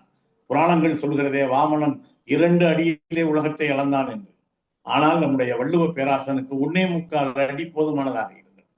வள்ளுவனை போய் கேட்கிறாங்க, படிக்கணுமா? அவையா படிக்கணுமையா? எண்ணும் எழுத்தும் கண்ணன தகும் என்பதைத்தான் எண் என்ப, ஏன எழுத்தென்ப, இவை இரண்டும் கண் என்ப, வாழும் உயிர்க்கு. இந்த குறள் நீங்க தயவு செய்து எண்ணி பாருங்கள். எண்ணென்ப என்பதை முதல்ல எழுத்துல வச்சாங்க. நீங்கள் என்னை விட அறிவில் சிறந்தவர்கள், நீங்கள் என்னை விட கணினியிலே கரை கண்டவர்கள், நிறைய ஃபீல்ட்ல இருக்கீங்க. ஆனால் உலகத்தை எதிர்காலத்தில் எழுத்தை விட எந்தான் ஆளும் டிஜிட்டலைஸ்டு வேர்ல்ட் என்று சொல்றார்களே, ஒரு தமிழ் புலவன் எழுத்துக்கு முன்னாலே என்னை வைத்திருக்கிறான் என்று சொன்னால், நம்பரை வச்சிருக்கான்னு சொன்னீங்கன்னா, அதுதான் அவனுடைய எண்ணா எழுத்தா என்று வருகிற பொழுது என்னை முதலில் வைத்தான், எழுத்தை அடுத்து வைத்தான். அதை விட நுட்பமான செய்தி, யாரெல்லாம் படிக்க வேண்டும் என்று வள்ளுவனை கேட்ட பொழுது அவன் ஆண் படிக்க வேண்டும் என்று சொல்லவில்லை, இன்ன ஜாதி படிக்க வேண்டும் என்று சொல்லவில்லை. மாறாக என்ன சொன்னான்? என்னென்ப, ஏனை எழுத்தென்ப, இவை இரண்டும் கண் என்ப, வாழும் உயிர்க்கு என்றால் என்ன பொருள் என்றால், நீ வாழ்கிற வரை படித்தால் போதும், அதற்கு பிறகு நீ படிக்க வேண்டும் அவசியம் இல்லை. என் தமிழ் பிள்ளைகளே, இது வரைக்கும் படிக்கணும், வாழ்கிற வரைக்கும் படிக்கணும், உயிர் இருக்க வரைக்கும் படிக்கணும். வாழும் உயிர்க்குன்னா உயிர் இருக்க வரைக்கும் நீ படி, உயிர் மேன பிறகு உன்னை பற்றி உலகம் படிக்கும். நம்ம ஓரளவு நல்ல வாழ்க்கையை வாழ்ந்தோமா, 4 பேருக்கு நல்லது செஞ்சோமா, யாரையும் புண்படுத்தாமல் இருந்தோமா அப்படிங்கிறத அதையும் வள்ளுவன் தான் சொல்றான். தக்கார் தகவிலர் என்பது அவரவர் எச்சத்தால் காணப்படும். இவன் நல்ல வாழ்க்கை வாழ்ந்தானா வாழவில்லையா என்பதை அவரவரை விட்டு போகிற அந்த எச்சத்தால் காணப்படும் என்று பேசிய வள்ளுவ பேராசான் எழுதிய 1330 குறள்களையும் படித்துவிட்டு நீங்க அந்த திருக்குறளை, இங்கே அவர்கள் கிறிஸ்துவத்தை பரப்பத்தான் வந்தார்கள். ஆனால் இந்த தமிழின் அழகை, இதனுடைய வளமையை, வன்மையை பார்த்துவிட்டு எல்லோரும் பலர் தமிழ் படித்தார்கள். பல பேர் திருவாசகத்தை மொழிபெயர்த்தார்கள். திருவாசகத்தை மொழிபெயர்த்த பொழுது திருச்சபையிலிருந்து ஒரு கேள்வி வந்தது. அது என்னவென்று சொன்னால், நீயே அங்கே போய் அங்கே இருக்கக்கூடிய ஒரு சைவ இலக்கியத்தை மொழிபெயர்க்கிறாய் என்று கேட்ட பொழுது இவர் சொன்னார், அதை நீங்க படித்து பார்த்தால்தான் நம்முடைய பெருமை பெறும் என்று. அந்த பெருமகன் ஒரு தமிழ் மாணவன் உறங்குகிறான் என்றுதான் தன்னுடைய கல்லறை வாசகத்திலே எழுதி வைக்க சொல்லிவிட்டு போனார். தமிழ் நமக்கு ஒன்றும் பெரிய பைத்தியம் இல்லை. தமிழ் தமிழ்னு சில பேர் நம்மளை பார்த்து கூட பல பேர் சொல்லுவாங்க, இல்லையா எப்ப பார்த்தாலும் மொழி மொழின்னே சொல்லிட்டு இருக்கீங்க. அன்பிற்கினியவர்களே, அதற்கான இந்த நியாயம் கொள்வதற்கான எல்லா உரிமையும் திறமையும் திமிரும் நமக்கு இருக்கிறது என்றால் திருக்குறள் நம்மிடம் இருக்கிறது. இன்றைக்கு எழுதுகிற வருகள் கூட எவ்வளவு அற்புதமா அந்த 2 குழந்தைகளும் இந்த திருக்குறளை அற்புதமாக சொன்ன பொழுது யோசிச்சு பாருங்க. கல்வி என்பது நமக்கு பெயருக்கு பெண்ணால் இருக்கிற பட்டங்கள் இல்லை. நீ போய் வள்ளுவனை கேட்கிறாங்க, அறிவு அப்படின்னா என்னையா, கல்வின்னா என்னையா அப்படின்னா, அந்த கற்றதனாலாயவன் கொள்கிற அந்த பாடல் ஒரு பக்கம் இருக்கட்டும். என்ன சொல்றான்னா, அறிவு என்பது அடுத்தவர்களுடைய உணர்வுகளை எவன் ஒருவன் புரிந்து கொள்கிறானோ அதன்தான் அறிவு என்கிறான், மற்றவனை மரம் என்கிறான். எனவே அன்பிற்கினியவர்களே, இன்றைக்கு பொங்கல் திருநாளை, அறுவடை திருநாளை, தமிழர் திருநாளை, இங்க திணை என்கிற பெயரே எனக்கு ரொம்ப ரொம்ப நெருக்கமான ஒரு பெயர். நிலத்தையும் பொழுதையும் வைத்துத்தான் திணை ஒழுக்கத்தை, திணை வாழ்க்கையை, திணை மலரை இந்த தமிழ் இன்றைக்கும் அதனுடைய தொடர்ச்சி தான் நான். நான் ஒன்றை சொல்லி நிறைவு செய்வேன். நீங்க நம்முடைய ஊர்ல இருக்கிற பொழுது பொங்கல் திருநாள் கொண்டாடி இருப்பீங்க. இங்க கூரைப்பூ அப்படின்னு ஒண்ணு வைப்பாங்க. இந்த கூரைப்பூல என்னவெல்லாம் இருக்கும்? ஆவாரம்பூ. இன்றைக்கு நீரிழிவு என்கிற டயபெட்டிக் வந்த பிறகு என்ன சொல்றாங்கன்னா, ஆவாரம்பூ கஷாயம் நீரிழிவுக்கு மிகச்சிறந்ததுங்கிறாங்க. அதே போல கண்ணுப்பீளைன்னு சொல்லுவாங்க சில ஊர்ல. அந்த கண்ணுப்பீளை செடியில் என்ன சொல்றாங்க? அது சிறுநீரக நோய்களுக்கு மிகச்சிறந்த மருந்து என்கிறார்கள். அது வேற ஒன்றும் ஆடம்பரமா பிளாஸ்டிக் வைக்க சொல்லலாங்க. அதுல பாத்தீங்கன்னா பிரண்டை இருக்கும், அதே போல ஆவாரம்பூ இருக்கும், கண்ணுப்பிலை இருக்கும், மாவிலை இருக்கும், வேப்பிலை இருக்கும். இதுக்கெல்லாம் ஒவ்வொன்றும் ஒரு மிகப்பெரிய மருத்துவ குணம் என்றுதான் நீங்க ஐயா சிவராமன் போன்றவருடைய உரையை கேட்டு பாருங்க. இது ஒன்னொன்னுக்குள்ளே எவ்வளவு இருக்குன்னு அவர் சொல்லுவார். எனவே இந்த அறுவடை திருநாளை இயற்கையோடு தமிழர்கள் இயைந்து வாழ்வதால் தான் அவர்கள் உலகத்தின் எந்த மூலைக்கும், எந்த கண்டத்திற்கும், எந்த நிலப்பரப்புக்கும் சென்றாலும் கூட அவர்கள் தமிழ் உணர்வை எல்லா இடங்களுக்கும் எடுத்து செல்வார்கள் என்பதனுடைய வெளிப்பாடுதான் அமெரிக்காவின் பல்வேறு மாநிலங்களிலே. இங்கே ஐயா ஒரு பேசுகிற பொழுது சொன்னார், ஒரு 500 ஆண்டுகளா வரலாறு இருக்கும் அமெரிக்காவுக்கு. நாம் வாழ்கிற நாடு, வசிக்க சென்ற நாடு என்கிற முறையிலே அதனுடைய பெருமையை நாம் மதிப்போம். ஆனால் அதே நேரத்தில் ஒரு 3000, 4000, 5000 ஆண்டுகள் பழமையும் தொன்மையும் தொடர்ச்சியும் மிகுந்த ஒரு நிலத்தின் மகன் நான். அதிலே விளைத்த செடி நான், அதிலே விளைந்த கிழங்கு நான். நான் ஒன்றை சொல்லி நிறைவு செய்வேன். நீங்க பொங்கலுக்கு நம்ம ஊர்ல இங்க கூட சகோதரி ஆனந்தி அழகா பூ வச்சு பார்த்துருக்காங்க. நீங்க பொங்கல் எளிய மக்கள் கொண்டாடுகிற பொழுது என்ன செய்வாங்க? சிறுகிழங்குன்னு ஒரு கிழங்கு வைப்பாங்க, சேனைக்கிழங்கு. அதே போல சிறுகிழங்கு, சேனைக்கிழங்கு, கருணைக்கிழங்கு என்று 5 வகையான 6 வகையான கிழங்குகளை நீங்க மற்ற நாளை விட அந்த நேரத்துல மஞ்சள் கொத்துன்னு சொல்லுவோம், மஞ்சள் கிழங்கோடு தான் பொங்கலை கொண்டாடுவோம். ஆனால் வைதீக கோயில்களிலே மண்ணுக்கு கீழே விளைந்த எதையும் அவர்கள் நைவேத்தியம் செய்ய மாட்டார்கள், கடவுளுக்கு படைக்க மாட்டார்கள். ஆனால் இந்த கிழங்கு மண்ணுக்கு கீழே மேலே என்கிற வேறுபாடு இல்லாதது தமிழருடைய அறம். ஏன்னா வள்ளின்னு சொல்றமே, அந்த வள்ளி கூட வள்ளி கிழங்கு தோண்டப்பட்ட குழியிலே இருந்து எடுக்கப்பட்ட பெண் என்பதால் தான் அவன் வள்ளி என்று அறியப்படுகிறான். அன்பிற்கினிய உறவுகளே, நான் நிறைவு செய்வேன். நாம் இந்த பொங்கல் திருநாளை வெறும் பொங்கல் என்பது ஒரு உணவு அல்ல, அது உணர்வு. இந்த விழாவை நீங்க எத்தனை விழாக்களை வேண்டுமானாலும் கொண்டாடுங்கள், பிழை இல்லை. ஆனால் இந்த தமிழர்களுடைய திருநாள் என்று போற்றப்படுகிற ஐயா தோப்பா சொல்வார், இது ஒரு தேசிய இனத்தின் விழா என்று சொல்லலாம். இந்த பொங்கல் திருநாளை, அறுவடை திருநாளை நாம் கொண்டாடுவதன் மூலம் நம்மை நாம் புதுப்பித்துக் கொள்கிறோம். நீங்கள் எப்படி உங்கள் கடவுச்சீட்டை புதுப்பித்துக் கொள்கிறீர்களோ, அங்கே இருக்கிற விசாவை புதுப்பித்துக் கொள்கிறீர்களோ, ஒவ்வொரு ஆண்டும் இந்த பொங்கலை நாம் கொண்டாடுவது என்பது நம்முடைய மொழியை, இனத்தை, உணர்வை, உயிரை புதுப்பித்துக் கொள்கிறோம் என்று பொருள். மீண்டும் ஒரு முறை மொழி ஈகையர் வீர வணக்கத்தையும் பொங்கல் திருநாள், அறுவடை திருநாள், தமிழர் திருநாள் நல்வாழ்த்துக்களையும் தெரிவித்துக் கொள்கிறேன். தமிழ்நாடு இன்றைக்கு தனித்துவம் இழக்காமல் இருப்பதற்கு போராடுகிறது. தமிழ்நாடு போராடும், தமிழ்நாடு வெல்லும். நன்றி, வணக்கம். சொல்ல அதாவது வாய் பேச்சற்று இருக்கிறோம் அப்படிங்கிற மாதிரி என்ன சொல்லனே தெரியல, அந்த அளவிற்கு மிகச்சிறப்பு. முதலில் தங்களுக்கு என்னுடைய பணிவான வணக்கம்.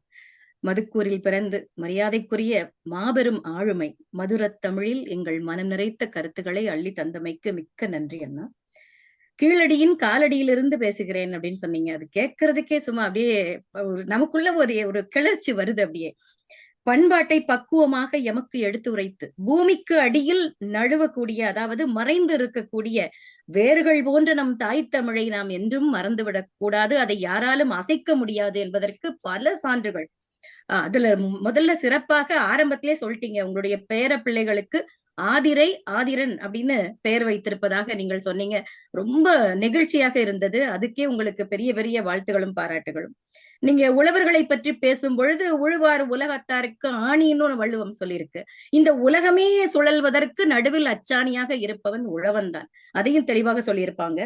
கீழடியை நீங்க சொன்னீங்க, ஒவ்வொரு முறையும் நம் தாயகத்திற்கு வரும் பொழுது எப்படி தாய் வீட்டை சந்திப்பாயோ அதுபோல் நீ கீழடியை சந்தித்து போ அப்படின்னு ரொம்ப அழகா சொன்னீங்க. ஏன்னா அப்படி பார்த்து செல்லும் பொழுது, அந்த விமானத்துல ஏறும் பொழுது அப்படி ஒரு கர்வம் வரும், செருக்கு வரும், நான் தமிழண்டா அப்படிங்கிற மாதிரி நமக்கு ஒரு எண்ணம் வரும். அதற்காகவாது பார்த்து போன்னு சொன்னீங்க. அந்த தமிழன் என்ற உணர்வை நமக்கு என்றென்றும் மனதில், அதுக்கு எத்தனை திரைப்படங்கள்ல நீங்க சொல்லும் பொழுது இன்னைக்கு எல்லாரும் அதிசயித்து போயிருப்பாங்க. திருவிளையாடல்ல இருந்த அந்த 5 பாடல்கள்லயும் அந்த கருத்து செறிவு, அதை அழகழகா கையாண்டீங்க. ரொம்ப நல்லா இருந்தது கேட்கறதுக்கே. இன்னும் கேட்க ஆவல். இன்னும் அதுக்குள்ள ஐயா முடிச்சிட்டாங்க அப்படின்னு எல்லாரும் நினைச்சிருப்பாங்க. 20 ஆண்டு கால தென்னை மரங்கள் தான் நம்முடைய 2000க்கும் மேலான கால வரலாற்றை காப்பாற்றியதுன்னு ஒரு ஐயா சொன்னதா நீங்க சொன்னதெல்லாம் பெரிய விஷயம். எங்களுக்கு தெரியாத பல தகவல்களை நீங்க இன்னைக்கு அள்ளி கொடுத்திருக்கிறீங்க. இது ஒரு பெட்டகமா நான் பாக்குறேன் இந்த பொழிவை. அதே மாதிரி கீழடியில் கண்டெடுக்கப்பட்டது வெறும் 20% மட்டுமே அப்படிங்கிறது. அப்போ இதுக்கே நம்ம இவ்வளவு பெருமைப்படுறோம். நம்ம நாடி நரம்பெல்லாம் சூடேறுதுன்னா மிச்சம் எல்லாத்தையும் கண்டுபிடிச்சா நம்ம என்ன நிலைமையில இருப்போம்னு யோசிச்சு பார்த்தேன். எந்த ஒரு மொழிக்கும் நாம் எதிரி அல்ல. நான் அடிக்கடி சொல்லக்கூடியது அதுதான். எல்லாரும் இங்க நாங்க இருக்கோம் அமெரிக்காவில. எங்களுக்கு தொழில் சார்ந்த ரீதியில நாங்க ஆங்கிலம் பேசித்தான் ஆகணும். நான் ஆங்கிலம் பேச மாட்டேன், என் தாய்மொழி தமிழ் மொழின்னு நான் ஆபீஸ்ல போய் உட்கார முடியாது. நான் பிற மொழிக்கு எதிரி அல்ல. அதே சமயத்தில் என் தாய்மொழியை நான் விட்டு கொடுப்பவள் அல்ல. அது ரொம்ப முக்கியம். நீங்க அழகா சொன்னீங்க. மிகச் சிறப்பாக தங்களுடைய பொழிவை அத்தனை பேரும் நாடி நரம்பெல்லாம் ரத்தம் சூடேறும் அளவிற்கு ரசித்தோம் என்று சொல்லி மீண்டும் அண்ணா அவர்களுக்கு எங்களுடைய பணிவான வணக்கத்தையும் வாழ்த்தையும் தெரிவித்து மகிழ்கிறோம்.